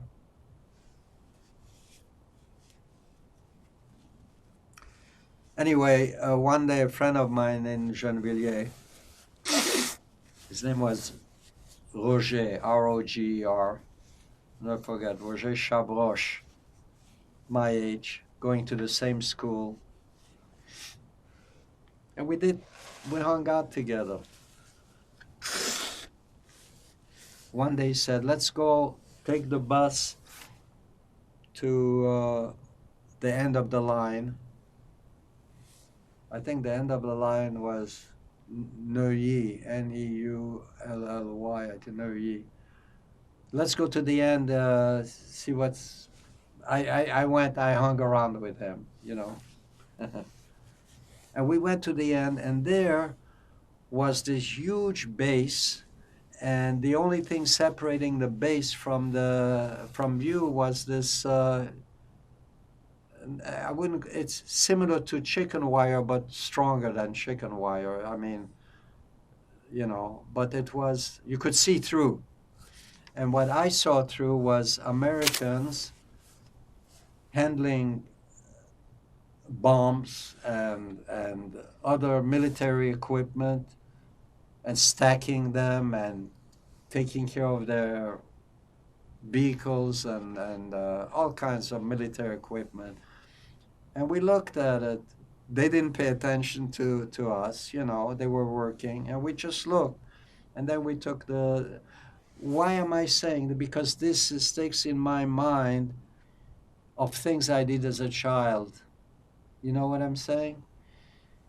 It's just the things I saw. Mother once in a while would give us I don't know, francs or whatever it was, to go to the movies, Yeah. One time we went to the movies and I saw that movie with Bing Crosby where he was a priest. I forget, the Church of Saint Mary. I don't know if you ever saw that. Les Belles de Sainte Marie. And I was so intrigued with this movie, and I'll tell you why. Because the end was the most attractive to me. This kid had been bullied with this guy all throughout school, and the priest was teaching him how to box because he was always upset that the kid was picking on him and hitting him. So the the priest was teaching him how to box. And one day at the very end of the movie, he got to the point where he hit the kid. The kids fell on the floor, and that was the end of his. He felt good about it, you know, that he had overcome this thing. But I enjoyed it very much because when I went to school, soon after, not before, but soon after, this gang of kids walking behind me, and they called me a Sal Bosch. You know what Sal Bosch is? Dirty Bosch. Bosch, Boche. Bosch is somewhat derogatory for German. And that riled me up. I kept walking, and they kept on yelling at the whole gang of them. And at some point, I remember that movie. I turned around, I grabbed that kid by the lapel, and I shook him and threw him, and the whole gang ran away. And after that day, one of the biggest boy in that school hung out with me. And everywhere I went, and I'm talking about hundreds of kids, everywhere I went, it's like, you know, the Red Sea separating. Do you know what I'm saying? I wasn't looking for that. I was just protecting myself. But this is what it was.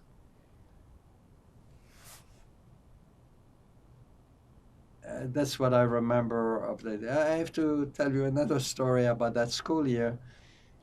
It's in school that, you know, during the war, I didn't get any vaccination. We ran away, no doctors, nothing, you know. Here, you know, you go periodically, you get all your shots. One day the teachers say you have to wait in line, you're going to the infirmary. So I'm waiting in line, and I go, and before I know it, this dentist was there, and he was looking at the teeth, and he pulled out one of my bed teeth, and I'm walked in with this bloody thing, whatever it is. And the thing is, nobody had gone to a doctor during the war, so it was the government was making sure the kids were being treated properly with school and health and so on. In fact, there was an infirmary in the school on a regular basis. Another time, there was another lineup, and I got very smart this time. As I got close, I got to the end of the line. I didn't want to go through that again. But they were smart in there. Because pretty soon I was behind big people. And pretty soon I see two nurses come up on either side of me. They each grab me under the arm. And I'm crying because I know where I'm going. I'm going to the front there. And this doctor, I suppose, had this big needle. And I think it went here, or I don't know where it went. But I was crying all the way home. I went back to the class and all the way home. And these are little things that I absolutely remember of my childhood. But the war was over. I was with my family without my father.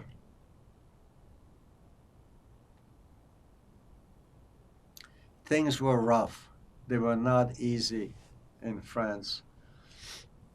I mean, so I was going to public school, as I said, but mother, in our apartment, that little fireplace which wasn't working, she had a Christmas tree because we were so indoctrinated with Christianity.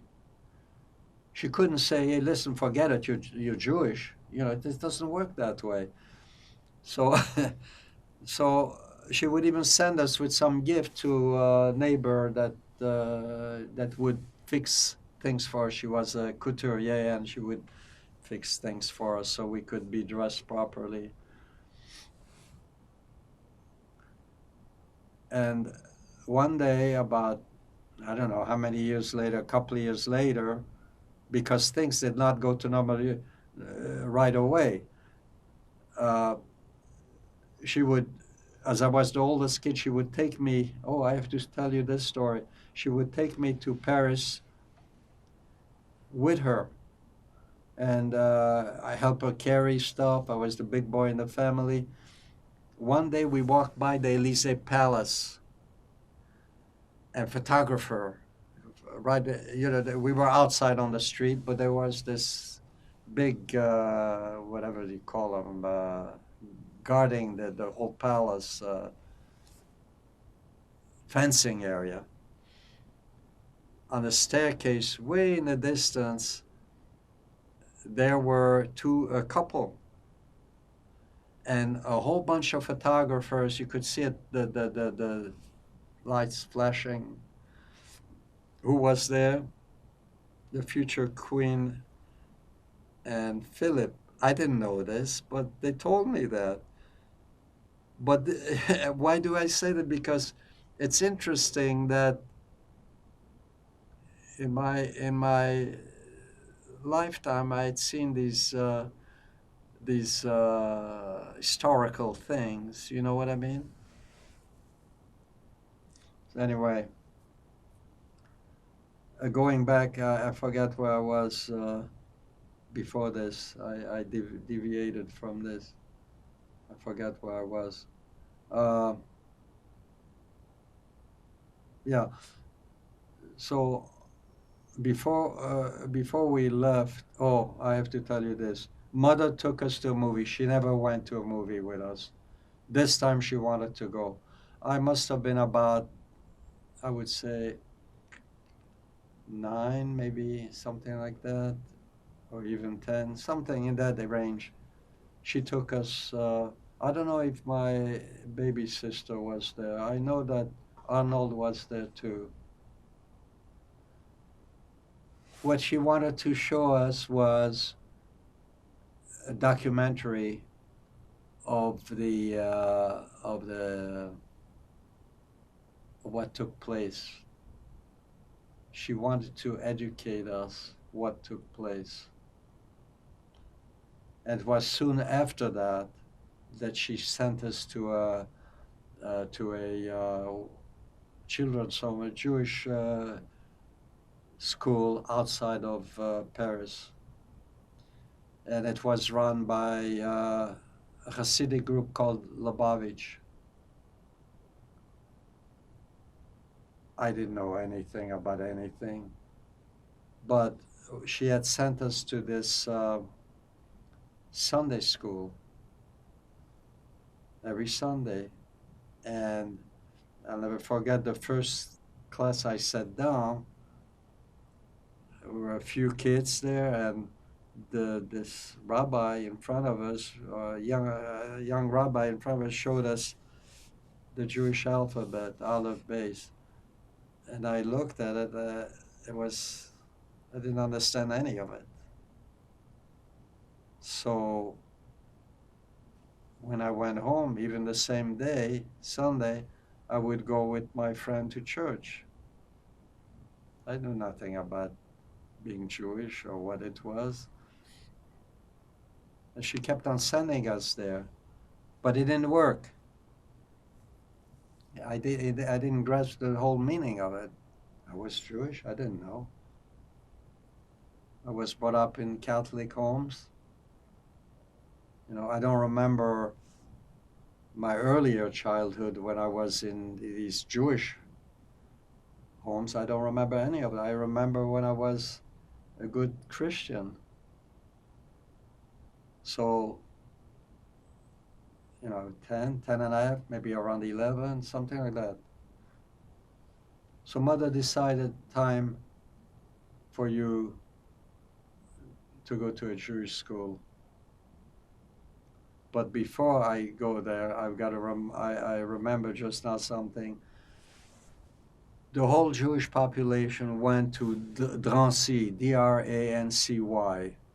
There was a holding jail for the Jews they had captured all over before they took them to Germany or to, I guess, to Poland, to the camps.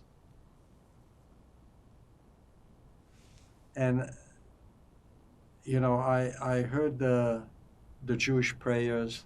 I didn't connect because I was still, as far as I was concerned, you know, it's foreign to me. And somebody showed me a room where they were housed in, and they had these tiles, small tiles on the walls, and you could see all kinds of names, hundreds of names, and these had all been people who had been passed through here. The jail itself was just very small, 2 people, maybe 3 people, but names all over the walls. And somebody showed me that, and somebody showed me a room where they punished. And I didn't make any connection or any, but I was witness to it, you know what I mean, at a very young age. And I remember the Jewish prayers that they prayed.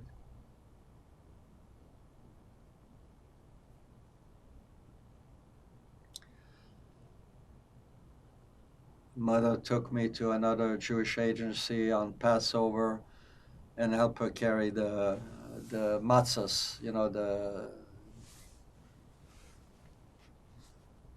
But anyway, going back to Erani was the place where I was. Erani. It was a big complex of a building. And it had a front and back yards. And then you went down some staircase into a huge, immense garden with trees, huge trees, and fronting the home in the distance was the Loire River. I believe the Loire River goes from one end of France to the other end. It's like a highway, and you could see these what they call péniches, these they're low boats that have a cargo hold, and they were instead of trucks, semis, these were carrying goods to Paris or to other destinations. The place where I was humongous. Next to the property was a tunnel, a huge tunnel where they were growing mushrooms in the dark. It was dark. Across from the home was where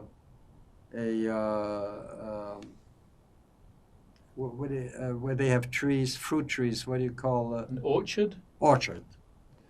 And they had a lot of apples. And I don't have to tell you, food in that home.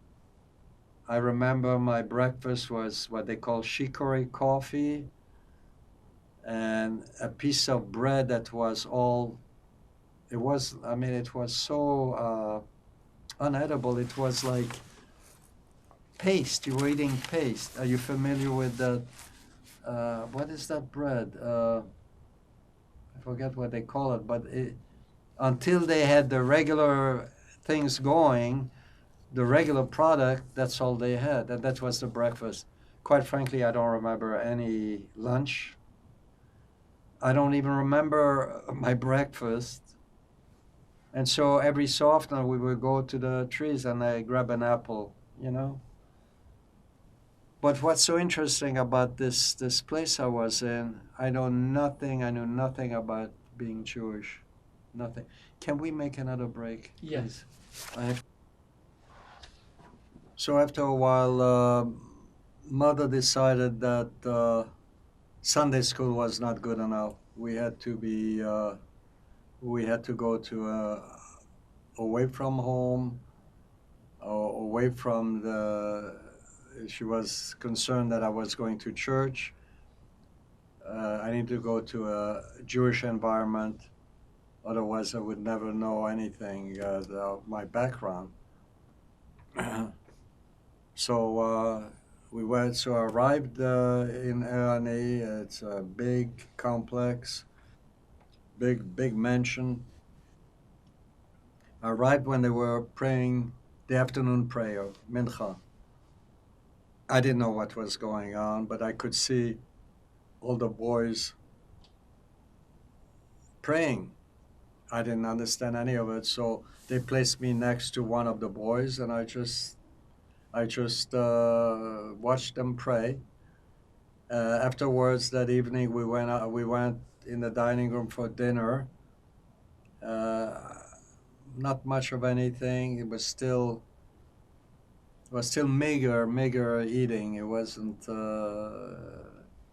anything special. Maybe some soup or something like that. And after a while, I became part and fabric of the yeshiva, we called it. And I still remember my first lesson. First of all, they didn't push me. They knew where I had been. They didn't push me. They were very sweet, very nice to me. But I remember the first Bible lesson in French. I'll never forget it. They sat me down in front with other boys, and the teacher said, "Au commencement, Dieu a créé le ciel et la terre." You understand? That was my first lesson. I'll never forget it. In the beginning, God created the heavens and the earth. And they were so sweet to me that if we studied a little bit, we would go to the Loire River and swim a little bit. Okay, so we always did that, why not? But what I liked about the place, they were not pushy. They knew where I came from. They wanted to slowly, on my own spin, get there. The first thing that I learned out of that place is to speak Yiddish. And I learned because they were talking like this constantly, these people running the place, that I picked it up. But what I liked about that place was everyone in the place that before I came had a little garden that they could grow whatever they wanted.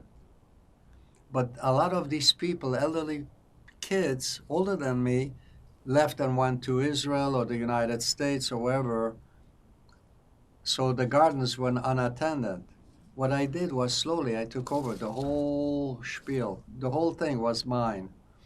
And I started planting all kinds of vegetables. Salads, radishes, black radishes, tomatoes and cucumbers, all kinds. And it came to the point where the kitchen came to me and said, "Listen, we need this, this, and this," and I would bring it up. I had a pleasure in doing this, So from that young age even, how old was I when I went? It was maybe I went there I was 10 and a half or 11, but I enjoyed it very much. So that I wanted to share this.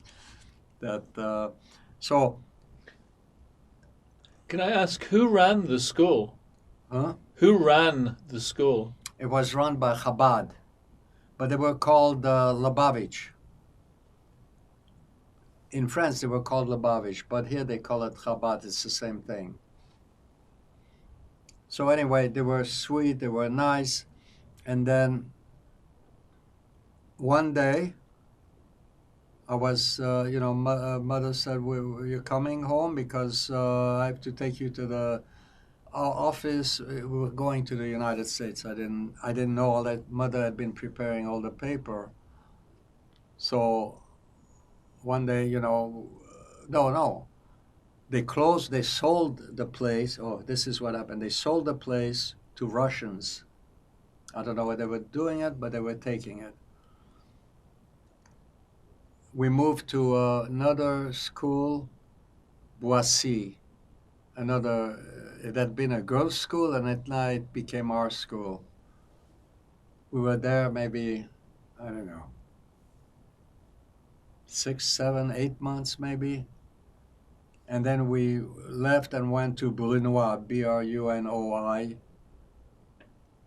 And Brunoy was more of a Lubavitch place. A lot of elderly boys, they had beards, they all the dress and all that. I still was, I wasn't sure where I was, and none of us. We were all. I wasn't the only one that was thrown around during the war. We were all through all kinds of stuff like that. After Brunoy, Mother picked us up, and we went to started getting the pictures. The doctor. We had to go to a doctor. It wasn't easy coming to the United States like it is today. I got to tell you, we didn't climb over a fence. We had to go to a doctor. We had to go papers. Mother had so many papers. She had to get. She had uncles and cousins here. They had to verify that we would not be a burden to the state. They were pretty good to do anyway, but it wasn't that easy even after the war, But anyway, here we are, and so we went to the French consul embassy, French embassy in Paris. We boarded a bus there, took us to Le Havre. Le Havre, we took the ship. It stopped, as I said, in Southampton. I told you, I think, yeah, Southampton, and then we took off. My brother, very smart, was sucking on lemons all the way. He didn't get sick. I didn't, and I got seasick. Everybody in the family except my brother. So finally, the room person, I don't know what they call, steward, said, "Let me take you upstairs to the deck. You'll feel better." I went upstairs. I sat in a chair, threw up, and I was fine. But that was the experience. It was the SS de Grasse, and actually had been a luxury ship all along, but during the war, these ships were used for transporting troops. But when we got on it, it was luxury, nice, movie theater, restaurant. It wasn't a big one like they have nowadays, this humongous, no. A little on the smaller side, and in fact, we could feel it when it was rough seas. Anyway, we arrived at New York Harbor. Waiting for us there was Uncle Sam, my mother's uncle, Uncle John, my mother's uncle, Aunt Laura, the sister, the aunt, and Judy, my sister.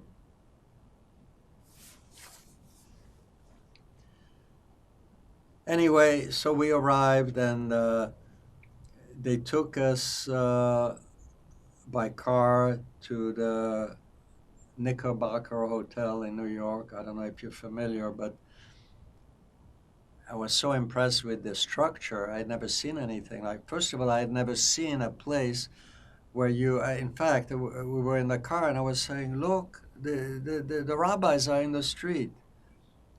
I don't know if they were rabbi with beard and black hats and all that.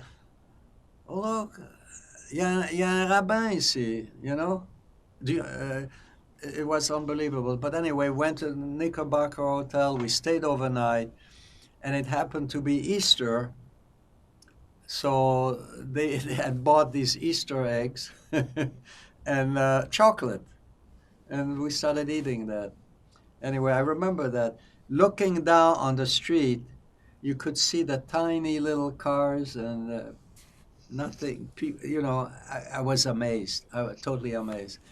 That night, they took us to Radio City Music Hall, and I'll never forget. We saw the Student Prince, Mario Lanza,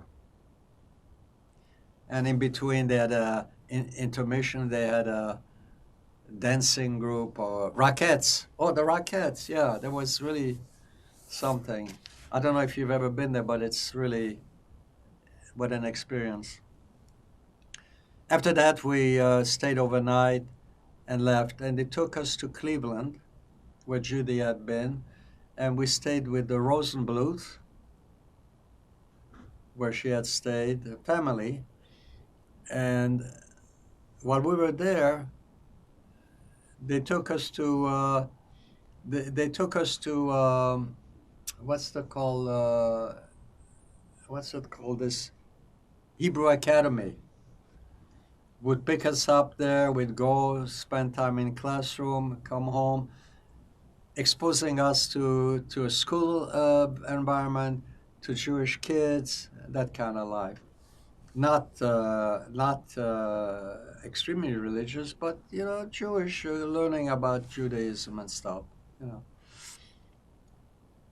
but my uncle Sam and Uncle John lived in Newark, in Montclair, which is close to Newark, New Jersey, and mother was closer to that side of the family than this side. But we stayed with them three or 4 weeks, and then we took off.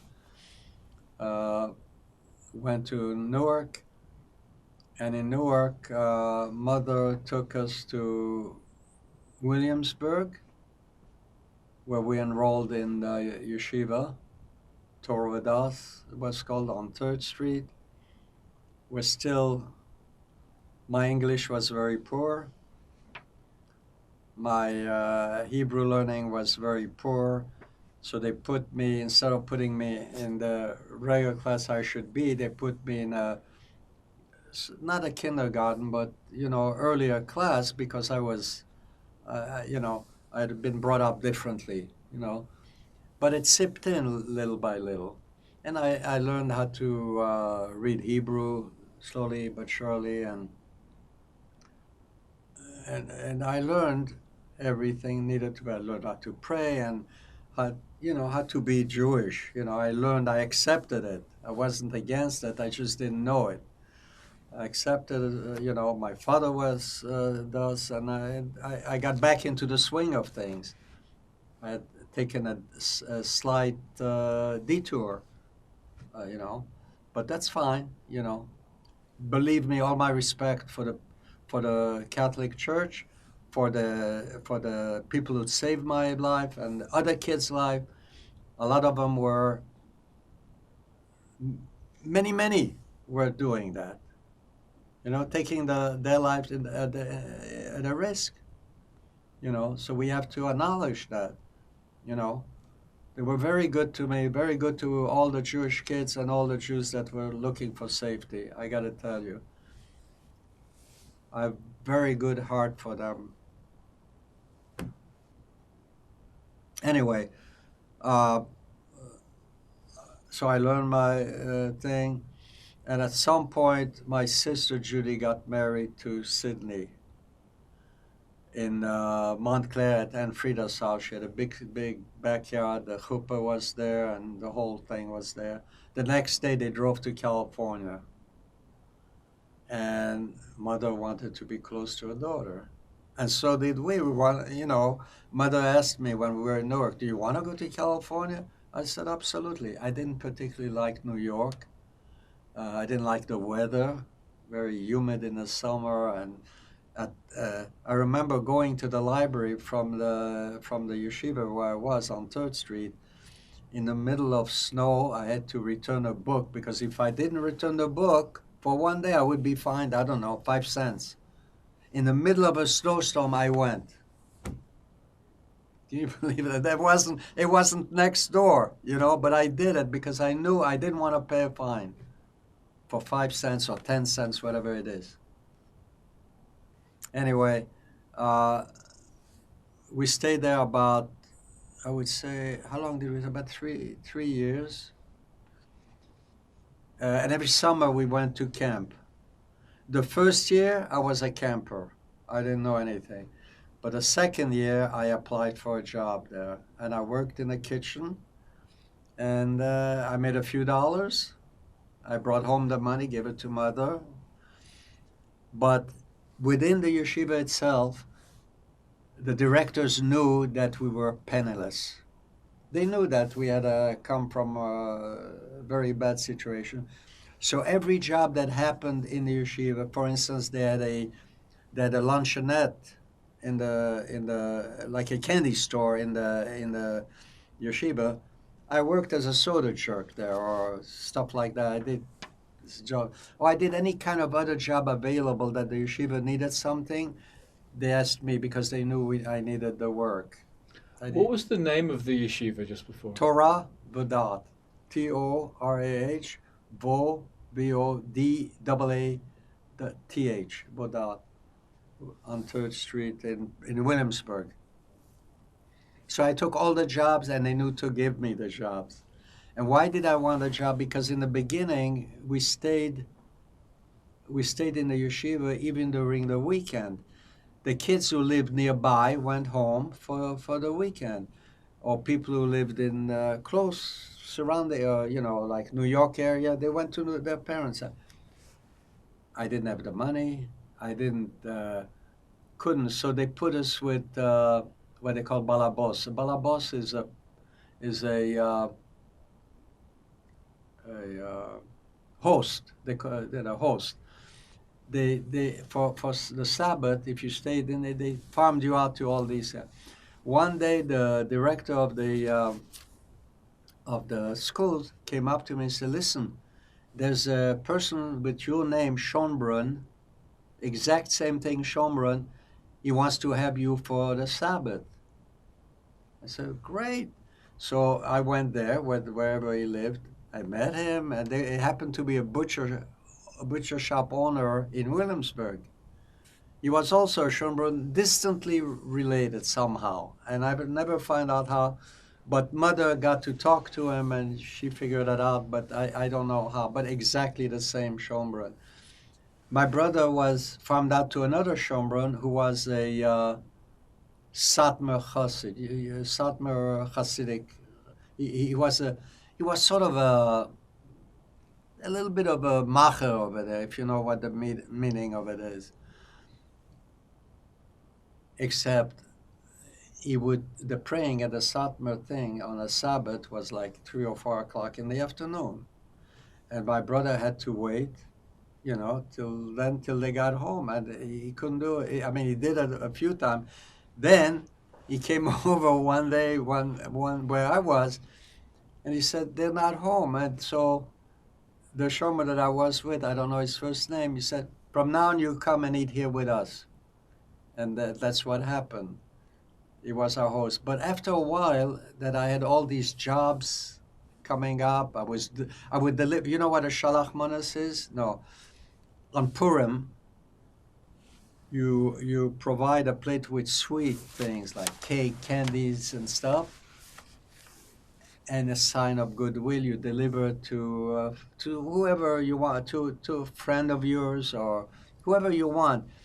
I was on Purim. I was delivering this. I had a 3-wheeler with like an ice cream thing, and I had all this stuff. And I would go in Williamsburg, one place delivering, and I would make money, tips on that, And I enjoyed doing that, And so I remember this. The odd job. I tell you something. One day, some kids came back from the bank, and they told me, if you go to the bank, you can get a pen. All you have to deposit is $5.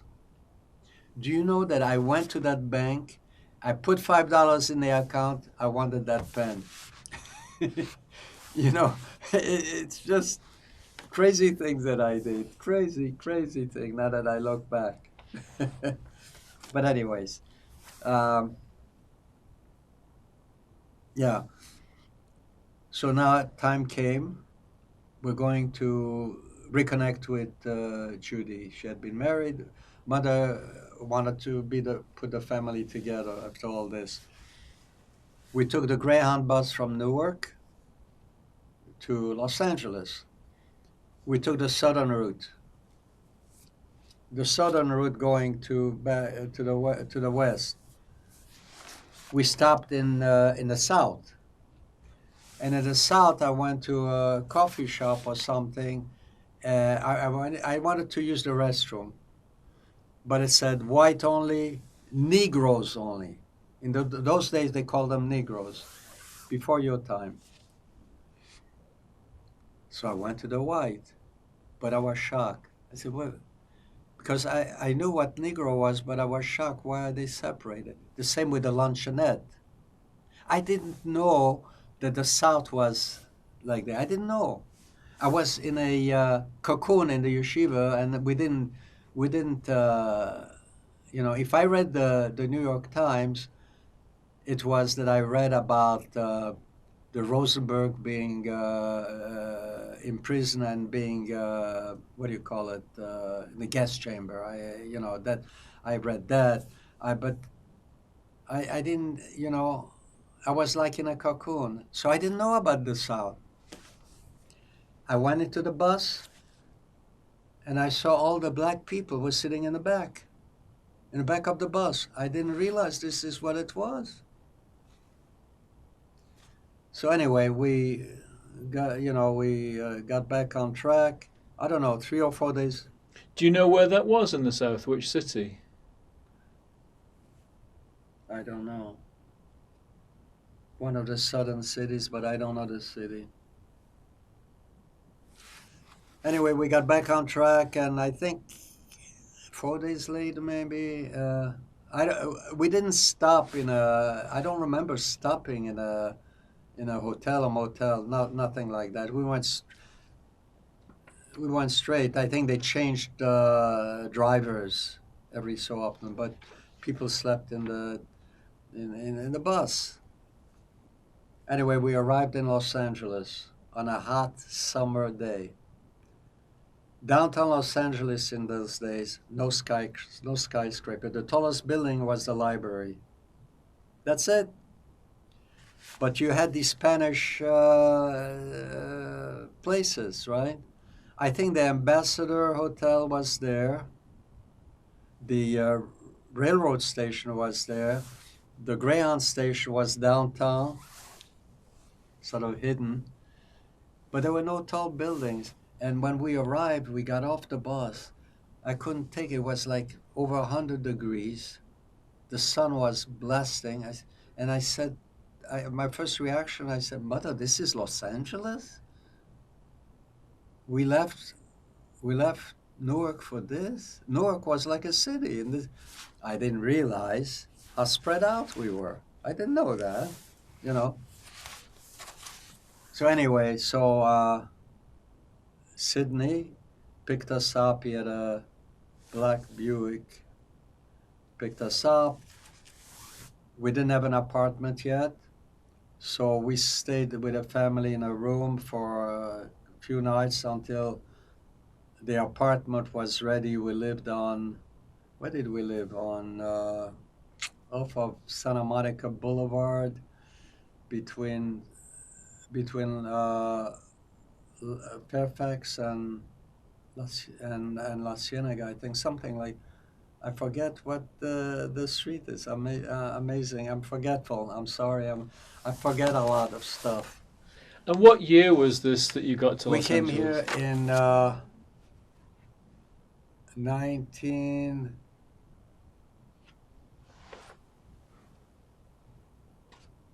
Let's see. When did she get married? In the we came here in the 60s sometime. I don't know, 59, 60s, something like that.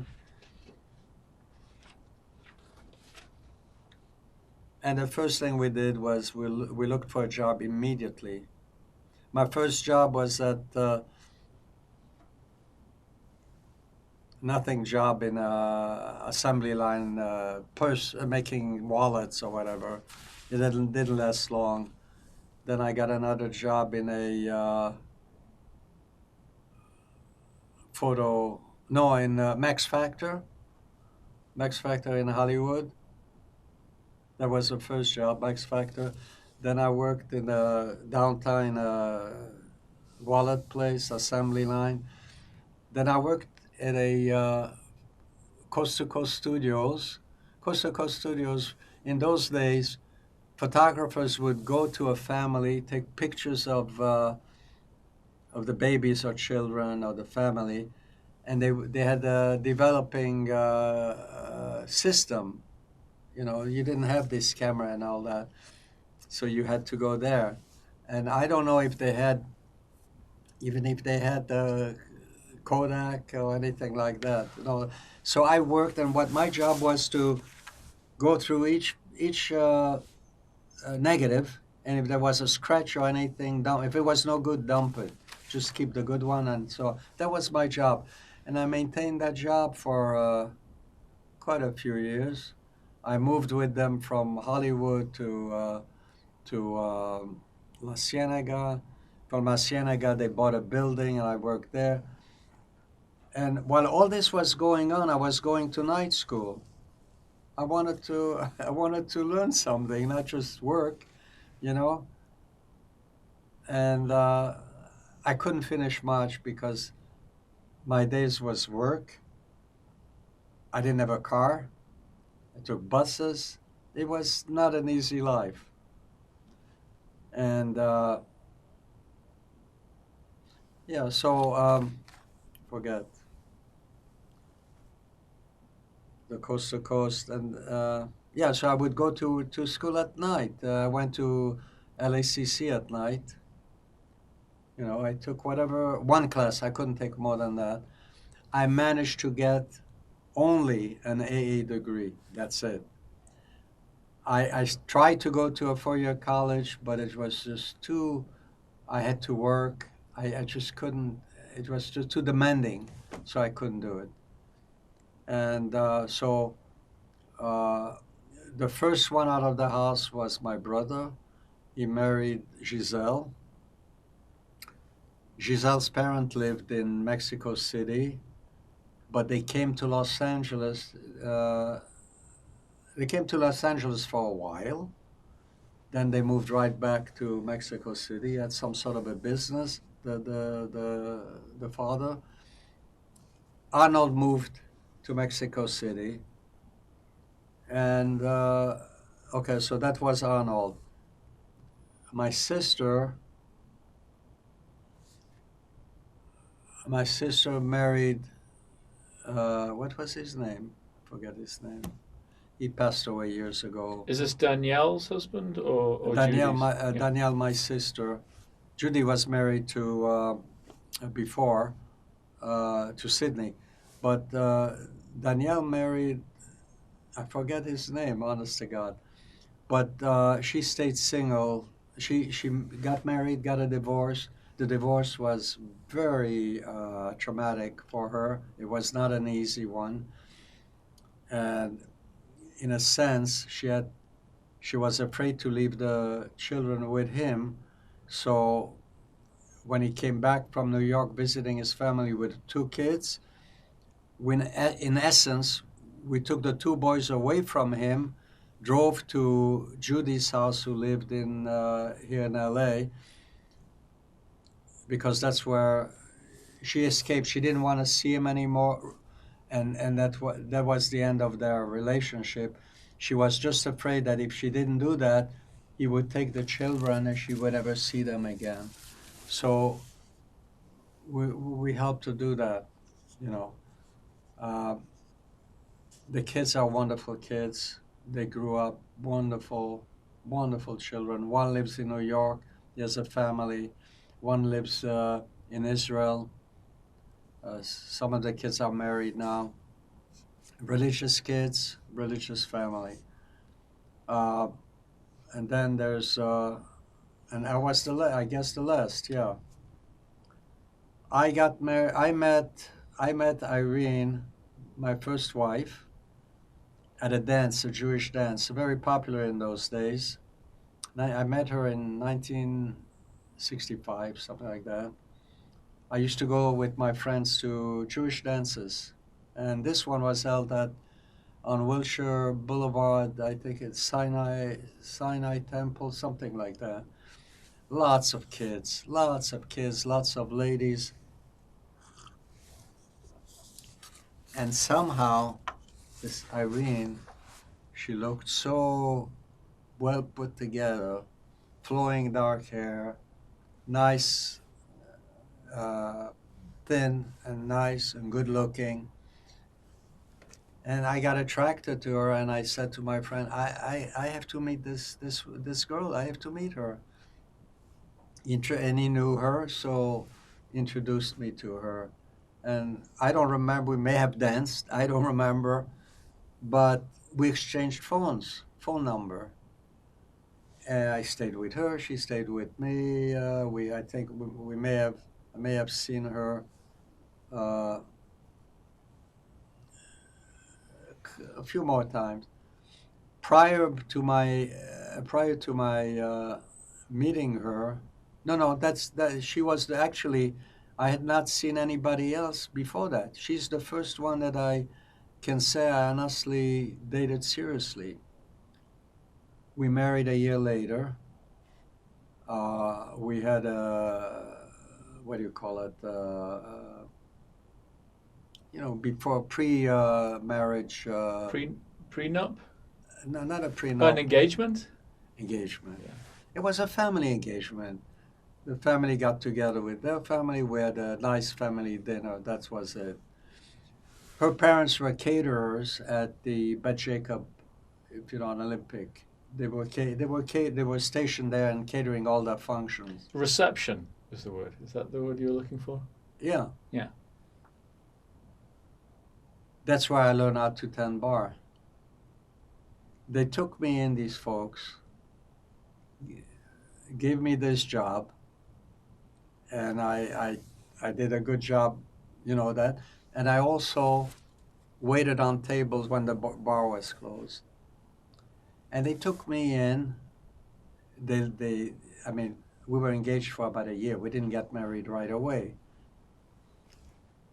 But we got married, and we got married at Bet Jacob. The temple was full of people, huge temple. It was, I think it was a Sunday. And because they were caterers, it was a splash, a big splash, I don't know, the whole congregation basically. But it was lovely. It was lovely. Then I continued married to Irene. She worked as a hostess. I worked as bartender, server. I would also, now being married, being part of the family, I even washed dishes if I had to. I cleaned table. I did everything. I went shopping with my father-in-law downtown. I did a lot of things. And I had a car. I had a big Buick. And when we did house parties, some of the food went into my car, and I took people with me, waiters with me, etc. So it was a family business, very busy.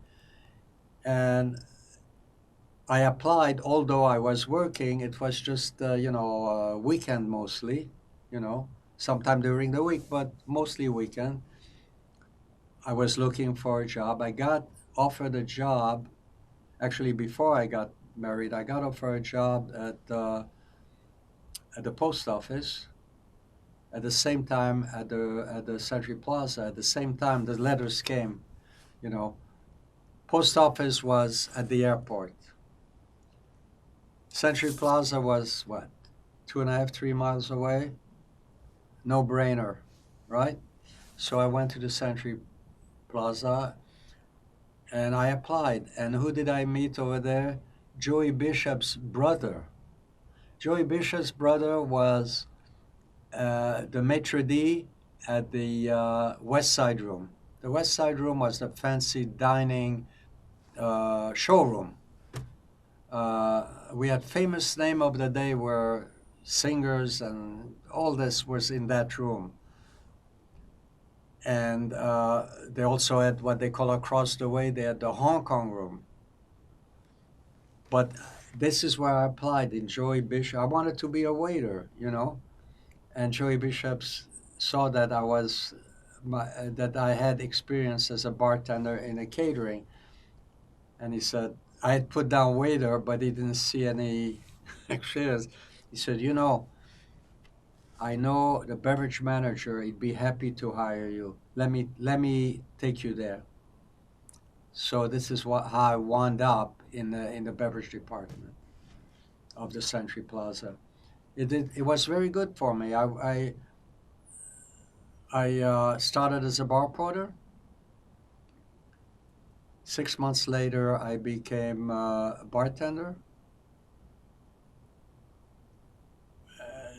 I don't know how many years, maybe 2, 3 years later, maybe 4, I don't know, something like that. I became a head bartender. They had 4 head bartenders. It was a busy hotel. We catered to Hollywood. We catered to politicians. We catered to all the president, Johnson. Who did I say? I have a picture with Reagan and me. I saw all the dignitaries, Golda Meir, Moshe Dayan, name it, I saw everybody. And I felt good about it. This is a nice place to work. And all I did was I wore a suit and basically push buttons. My, I don't want to call them that, it's not nice. But my slaves did all the work. But I mean, I didn't not do anything. I did the schedule, I did the ordering, I did all the meetings that required. Unfortunately, several times I had to fire people for stealing, you know, drinking. I had to do that. I didn't do it on my own. I had to take the case to personnel. You know, I sent them home to go to personnel, told them this is what it is, up to you what you want to do. When I fired someone, it was always, they never brought them back because drinking was illegal, stealing was illegal. It's one thing coming late or whatever minor things you can, okay, we give you another chance or another couple of chances, but stealing is stealing, you know? So, but fortunately, I didn't have to do too much of that, and I kind of enjoyed, you know, being like a mensch, you know, instead of, you know, and I appreciate it, and that's doing that at the Century Plaza is what is the experience I learned to go from there to Hawaii and feel very comfortable. On Kauai, they had opened. This guy, Hemeter, had built a hotel there. His name was Hemeter. He had properties all over. This fancy hotel, they had 10 restaurants. It was 800 acres. In that restaurant, he had built a canal. In the canal, he had imported Venetian boats to carry people on the canal if they wanted to go to that restaurant or that restaurant, wherever they wanted, take him back to the hotel in one of those. Or they could take a Clydesdale horse-drawn carriage. The carriage was just fancy. Everything was just like unbelievable. I provided a mini liquor bar in the lounges, and champagne provided I didn't have a bartender go in the carriage. I did have a bartender. I did have a bartender in the launchers in the back. But as people were boarding, I had a waiter provide champagne when they went on board or when they sat down, that kind of thing. And those horses went all around the property. We had a stable for them. We had a manager maintaining the launchers. it was unbelievable. It was like a adult Disneyland. Fronting the hotel was the ocean, and within the hotel grounds you had humongous pools. Oh, beautiful pool. And so we had a Japanese restaurant, we had Italian restaurant, we had continental, we had everything under the sun. We had one, two, three, four. We must have had 10 or more these restaurants. I had bars in all of them. If I had 60 bartenders, you know, everything went well, except my the reason I had gone to begin with, because at that particular time I had divorced my wife after 16 years, and when I worked at the Century Plaza, I got so emotional. When I was by myself, I would start crying. I was doing a schedule and start crying and thinking about it. So the opportunity came to me to move to Kauai and open up that hotel, and that's where I I got healed from all that, the separation, the time. I brought my kids out there. I brought them one at a time because I wanted to focus each, so I brought up Michelle. Michelle went back. I brought up Joey, and I would come back. I came back for graduations. But at some point, close to 3 years later or 2.5 years, I don't know exactly. I felt I needed to go back. I just couldn't stay there. Number one, I couldn't meet anybody. They tried to fix me up. They tried to fix me up with local people, but it's not. It doesn't connect with me. I'm European. They're Asian, not Asian. Yeah, Asians or Hawaiians. I don't know. Anyway, I came back, and I hired. And the reason I came back was I went to Oahu, I think, and I met the Ritz-Carlton manager there. And I said to the manager, I want to hook up with the Marina Del Rey property. Can you help me out? He wanted to hire me there. I said, my family is in California. I got to go back. I can't stay here. My kids are there. I want to be near them. So he contacted the food and beverage manager. At the hotel was not open yet. None of the hotels had been open. I was there like a week before on all of them to get things going. So the minute I arrived in Los Angeles, like 2 days later, I got a phone call. Come here, would like to interview you for this job. I interviewed with him. He was a German guy, Rolf, German guy, very nice guy, food and beverage. And he hired me.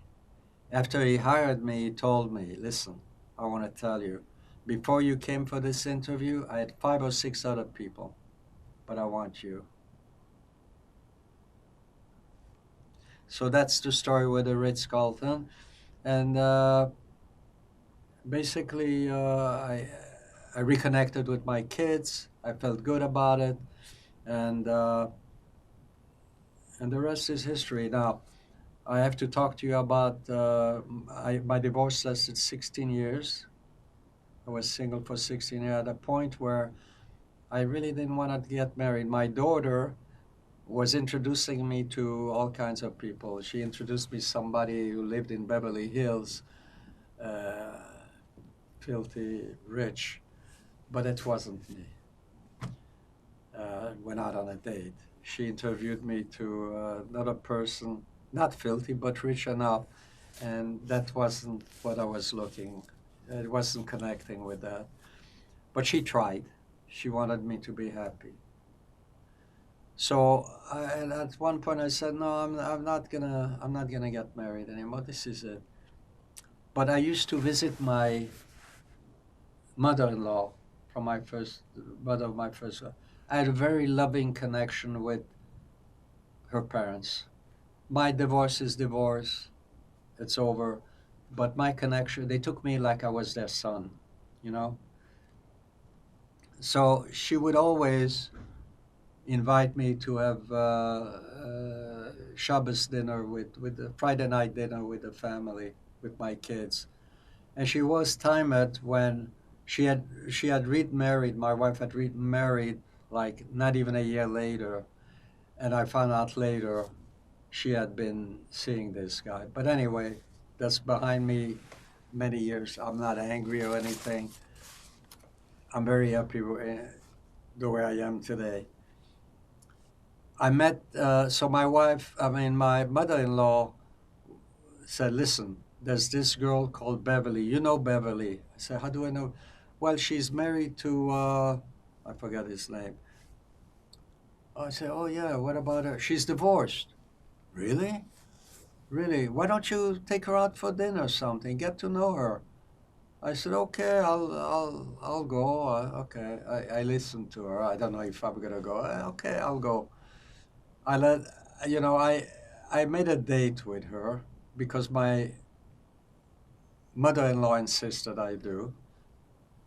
I went out, so I took her out for dinner, and we went down to the theater downtown to a play of some sort. I forget what it was. We went anyway. We spent that evening together. I took her home, and with a nice day. And then mother-in-law invited me to have dinner again. A few weeks later or whatever. So how was the date? How's the dating going or something? I said, what the? You went with her once? Only one? She had a Hungarian accent, my mother-in-law. You went only once? Once you went? I said, yeah, okay. How can you know somebody after one date? What are you doing? You go out with her again, call her up. I did, of course. Except this time, I said to Beverly, I said, listen, let's go out for dinner and I think another movie or something. We did something. She said, you know what? I'll make dinner. You come here. Dinner, we'll go out. Why not? Okay. So I went to her place and I walk in at the table, dining room table, fit for a king. Silverware, crystal glassware, chandeliers. She went out of this world with this. And she had all kinds of food just for the two of us, you know.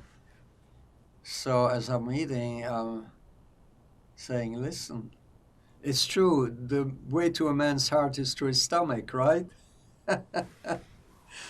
So I said, oh my God. Up to that point, I'd been eating in restaurants or brought in food or hotel food, whatever. So I said to myself, oh, I better take a second look at this. So I called her again and again. So we dated seriously. We went on trips. So we waited again about a year. We didn't, how did this happen that I asked her to get married because that's what I'm used to, you know. Uh, so we got married a year later. It was a nice wedding. It was at the Century Plaza, and wa- was I was I still working? No, I wasn't working there. But it was at the Century Plaza. We had about 200 people, and it was nice, lovely affair. I've been married with this woman 26 years, going on 27. My first marriage lasted 16 years. I was single for 16. I married to Betty at 27.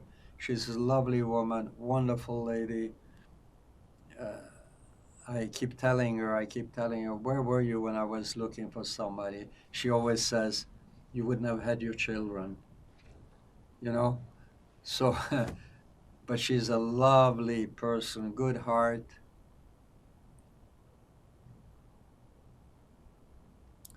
Wonderful, wonderful. And we're living happily ever after.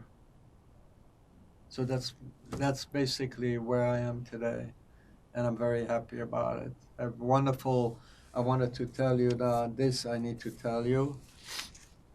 I have a son by the name of Joey, and Joey has a boy named Asher.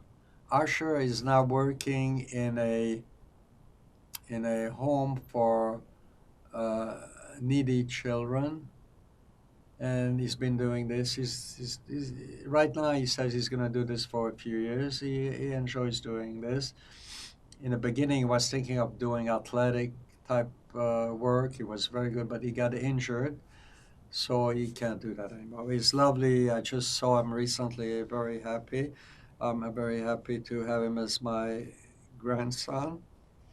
And I also have what's her name? What's her name? Oh, wh- oh, where? Usher, where is she? Where's? I forgot her name. Oh, excuse me. I'm forgetting Joy's daughter's name. I'm forgetful. I'm so sorry, and I'll probably remember when I'm away from here. I'm so sorry. I'm so sorry. I'll try and remember.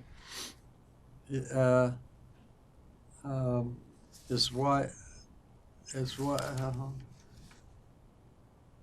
Joey and Joey and I'm forgetting names.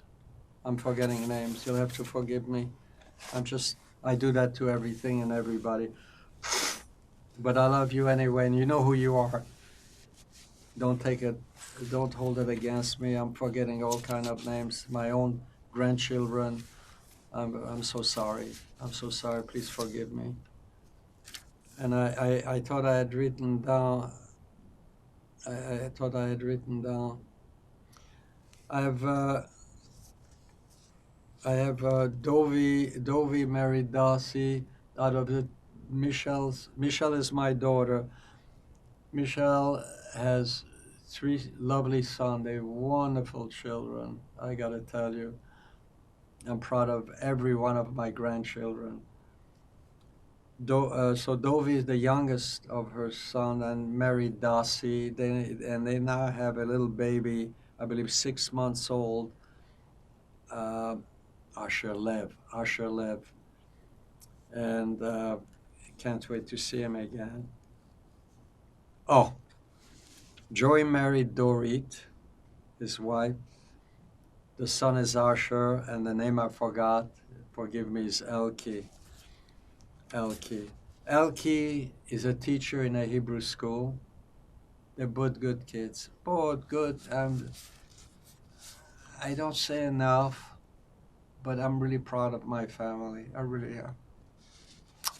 To think that this at one time could possibly not have happened, and to think that I'm here to witness this.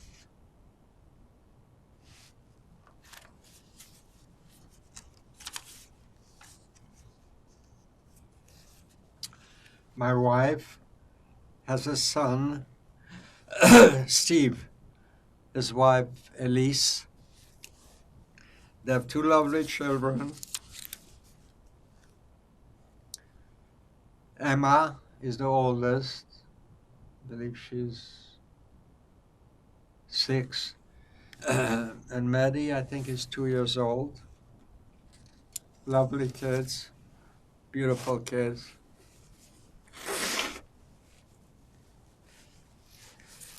Beverly has a daughter, and her name is Diana. Married to David. She has 2 children. Rachel is the girl, and Joshi. They live up in San Francisco area. And I forgot to tell you that Michelle lives in LA. Uh, uh, Joey lives in Dallas, Texas. And Steve Steve and Elise live in the valley here in California, and we see him as frequently as there's time and family get together.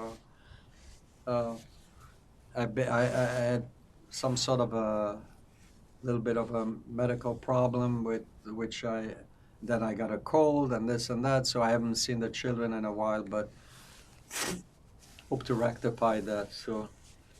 So basically, this is my family, and I have family, and I have a brother in Israel who has two children, Karina and Natasha, and they have children. And Natasha has two boys who recently were in the army and have gotten leave now, and maybe in the future, God forbid, they may have to go back again. I have a sister, Danielle, who lives there. She has, as I said earlier, Joey in New York area, and Joey and names in Israel. She has a son. Forgive me, names are not my strong points. So this is my family, and I'm very proud of all of them. I'm very happy I have them all. I love them all. I love them all. It's a good thing. It's a good thing. And that's all I have to say. Thank you. If it's okay, could I? Do you want to take a break now? No, that's fine. Okay. I had one or two questions I wanted to ask you, if that's okay. Sure. Speaking of family, but going back in time, what do you know about your family history, your parents' history, where they came from, their parents? My mother was from Ungvar, Czechoslovakia. My father was from Berecsaz, also Czechoslovakia. They came together through an arranged marriage. My mother was 1 year older than my father. I don't know anything other than my father had 8 brothers. There were 10 kids in the family. Many of them were married with children, and they all lived in the Eastern Europe. My mother had a sister who had moved to Belgium, and the husband was in the diamond industry, working as a worker, polishing, or whatever he was doing, cutting. I don't know what they do there. The attraction for us to go to Belgium was my mother was connected to Esther, her sister, and that's why we wound up in Belgium. My mother's family, also a large family. She had like also about 10, 12 kids, but 2 sisters. All of them, without exception, were murdered, were killed.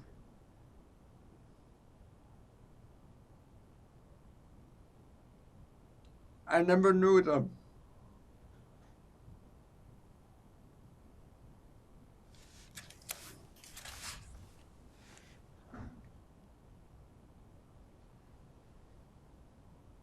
The families, the children, the grandchildren, all of them gone. We're the only one that survived.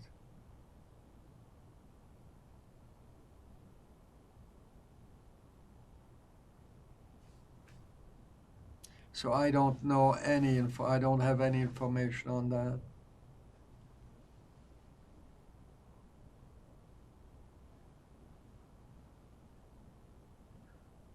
Another question. You told us all your stories and the things you remember.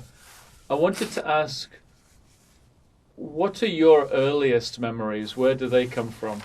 Of the earliest memory of? What are your earliest memories?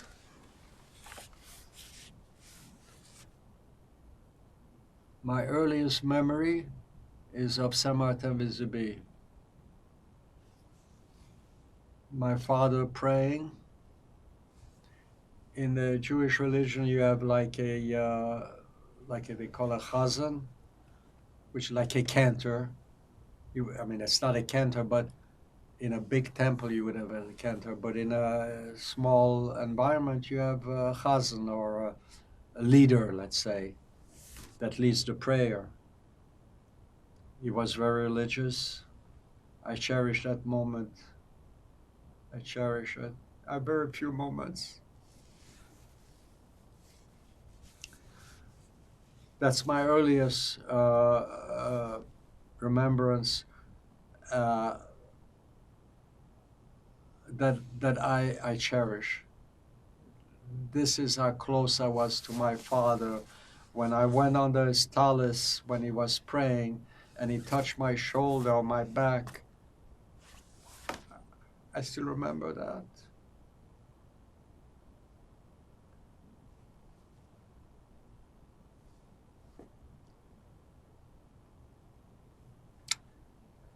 I don't know.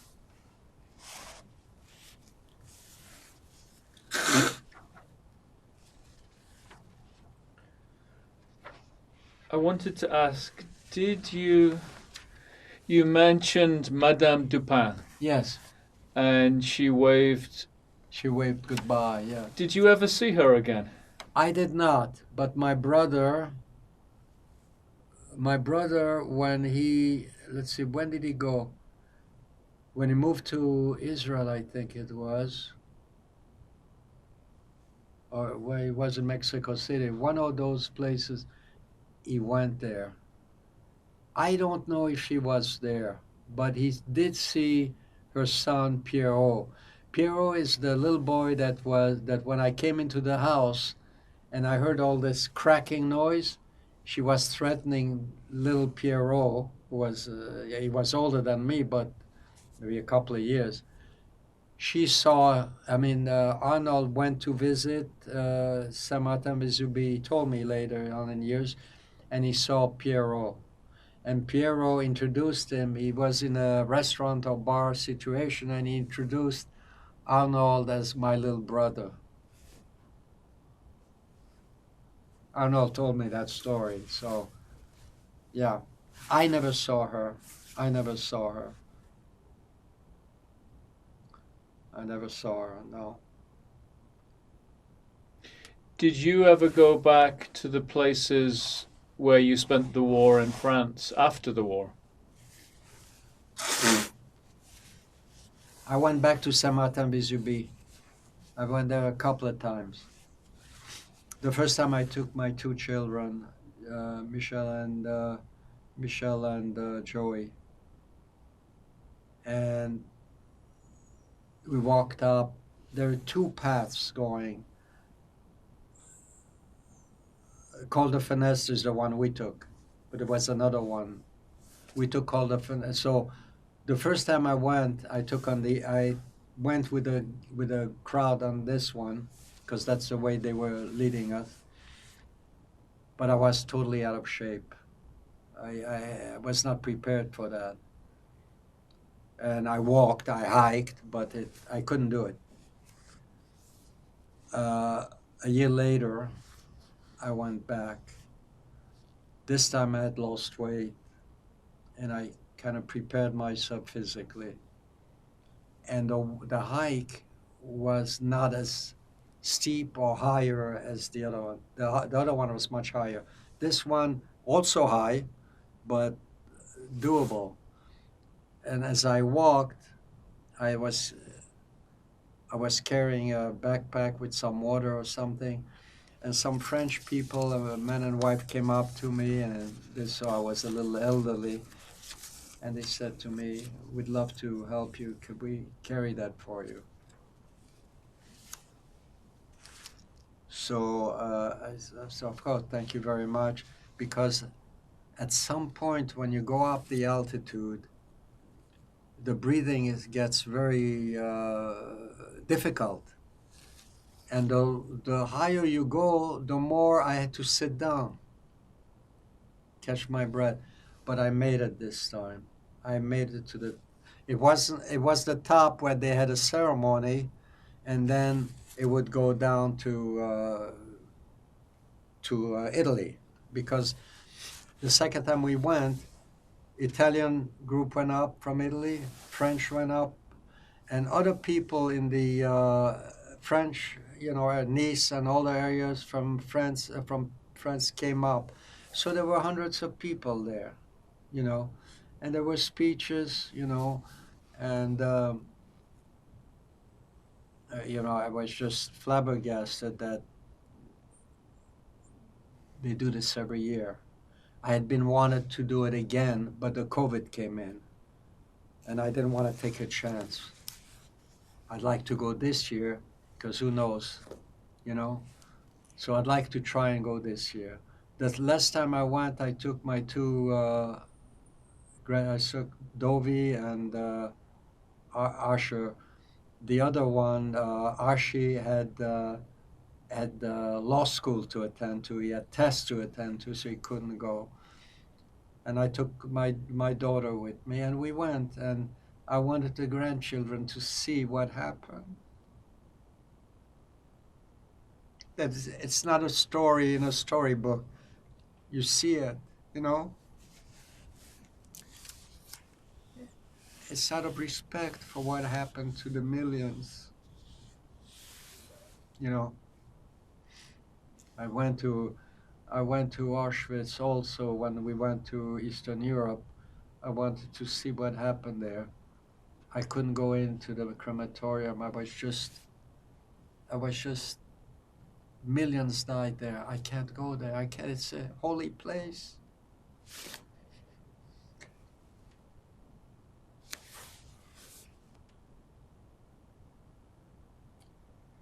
Anyway.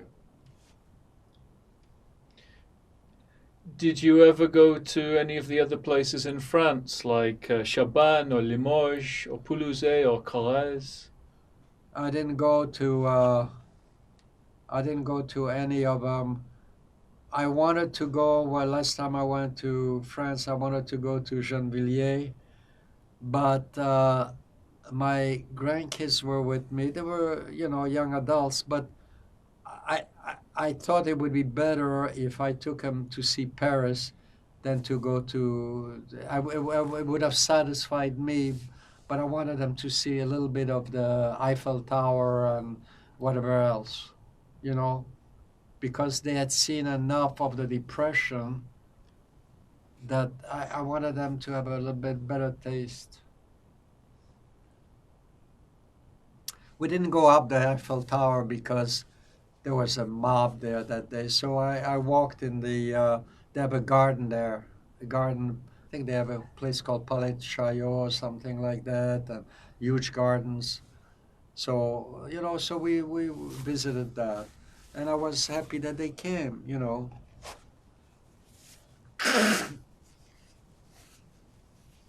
And over time I gave them, I wrote a whole thing of what happened. What I'm telling you is basically it, but an abbreviation. I gave them a copy to all of them so they know what happened.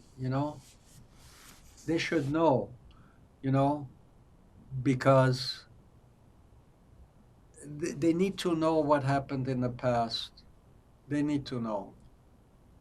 I don't want my children or grandchildren to, and they don't, but I don't want to hide anything what happened in the past. It's important for the future. You have to know what happened in the past.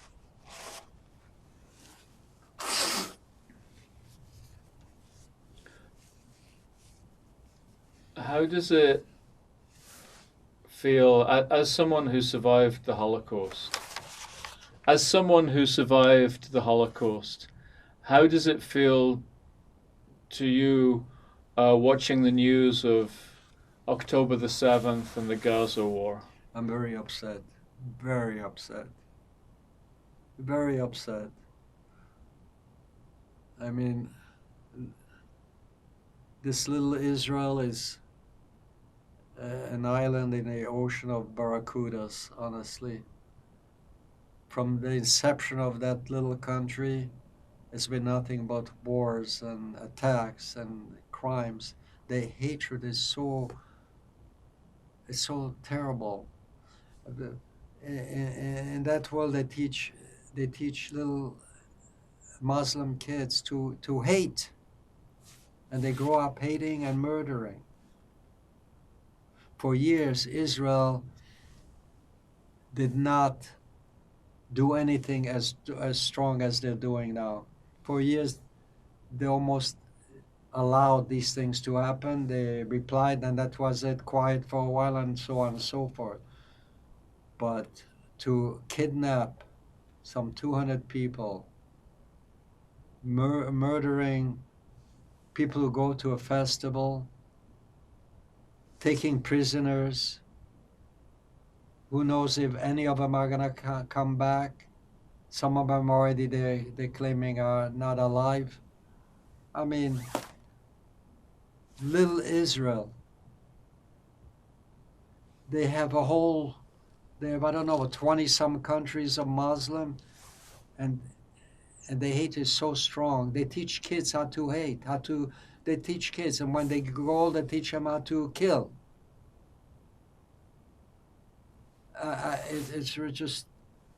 It angers me that having gone through so much, I'm alive to see this again. There's no end to this. There's no end to this. It's very hurtful to me. I have family in Israel, and I'm worried for them. Not only my family, all of them. We can't allow Israel to disappear. God forbid if it were. This, what do you mean? We wouldn't exist here anymore.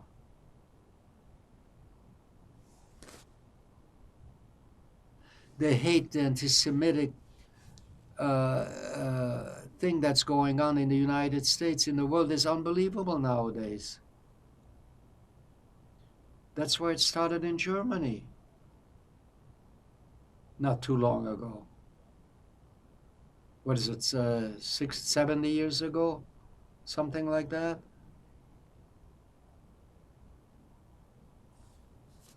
There's no end to this. No end. And why are we always the one that are being clobbered like this? Killed, murdered. Unbelievable. I'm really angry about this. Very angry. For no reason. They go in, kidnap people, and murder them. It's unbelievable what's going on. In our day and age, we haven't learned enough. How many wars do we have to go through here? It's unreal. The hatred in this world is unbelievable. It's unbelievable. I don't know what we can do about this. It starts in school. You teach kids the right thing. You don't teach them hatred. You don't teach them to kill. You teach them love, for God's sakes. There's no end to this. No end to this.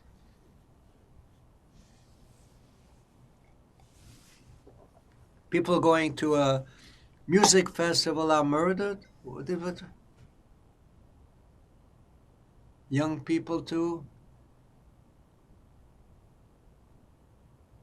I don't know. It makes me sick. It makes me sick.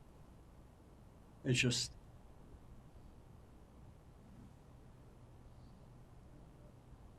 I am happy in a way that Israel is strong enough of a country to be able to fight this enemy. They cannot let this enemy to succeed. They cannot. They cannot. Otherwise, Jewish people are going to disappear, I can tell you. Used to say, if it happens there, it can happen anywhere. You know?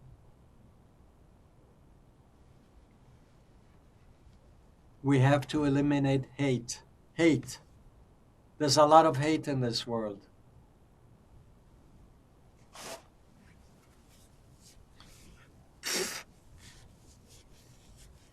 I was close to it.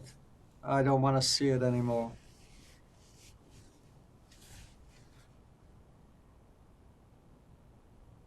You know, I'm basically a quiet person. I'm not a big talker. But I'm glad that I came here today. I'm glad I came here today to tell my story.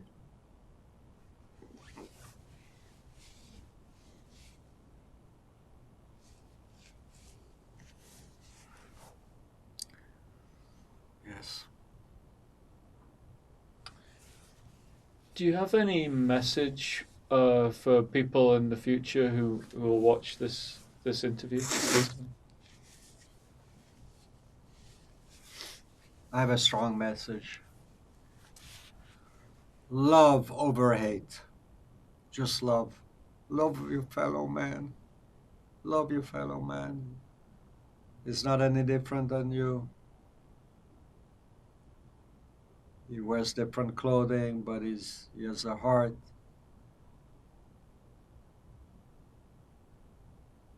He has a life. He has a family. Love everyone. Stop hating. Stop this hatred. Stop this murder. Stop this insanity that's still going around this world. The wars that have happened since World War II are unbelievable. Millions have died. Please stop. That's what I can tell you. Stop this. If I had it in my power, a magic wand or something, I would use it. I don't know where it's gonna be after my time, but love is the key. Love your fellow man. Just love your fellow man. Don't judge him. Don't judge a person. Everybody is good.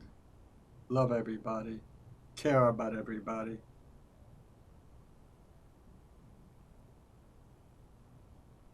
It's a message.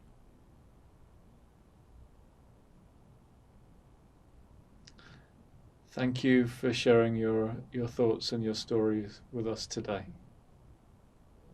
Thank you. Thank you.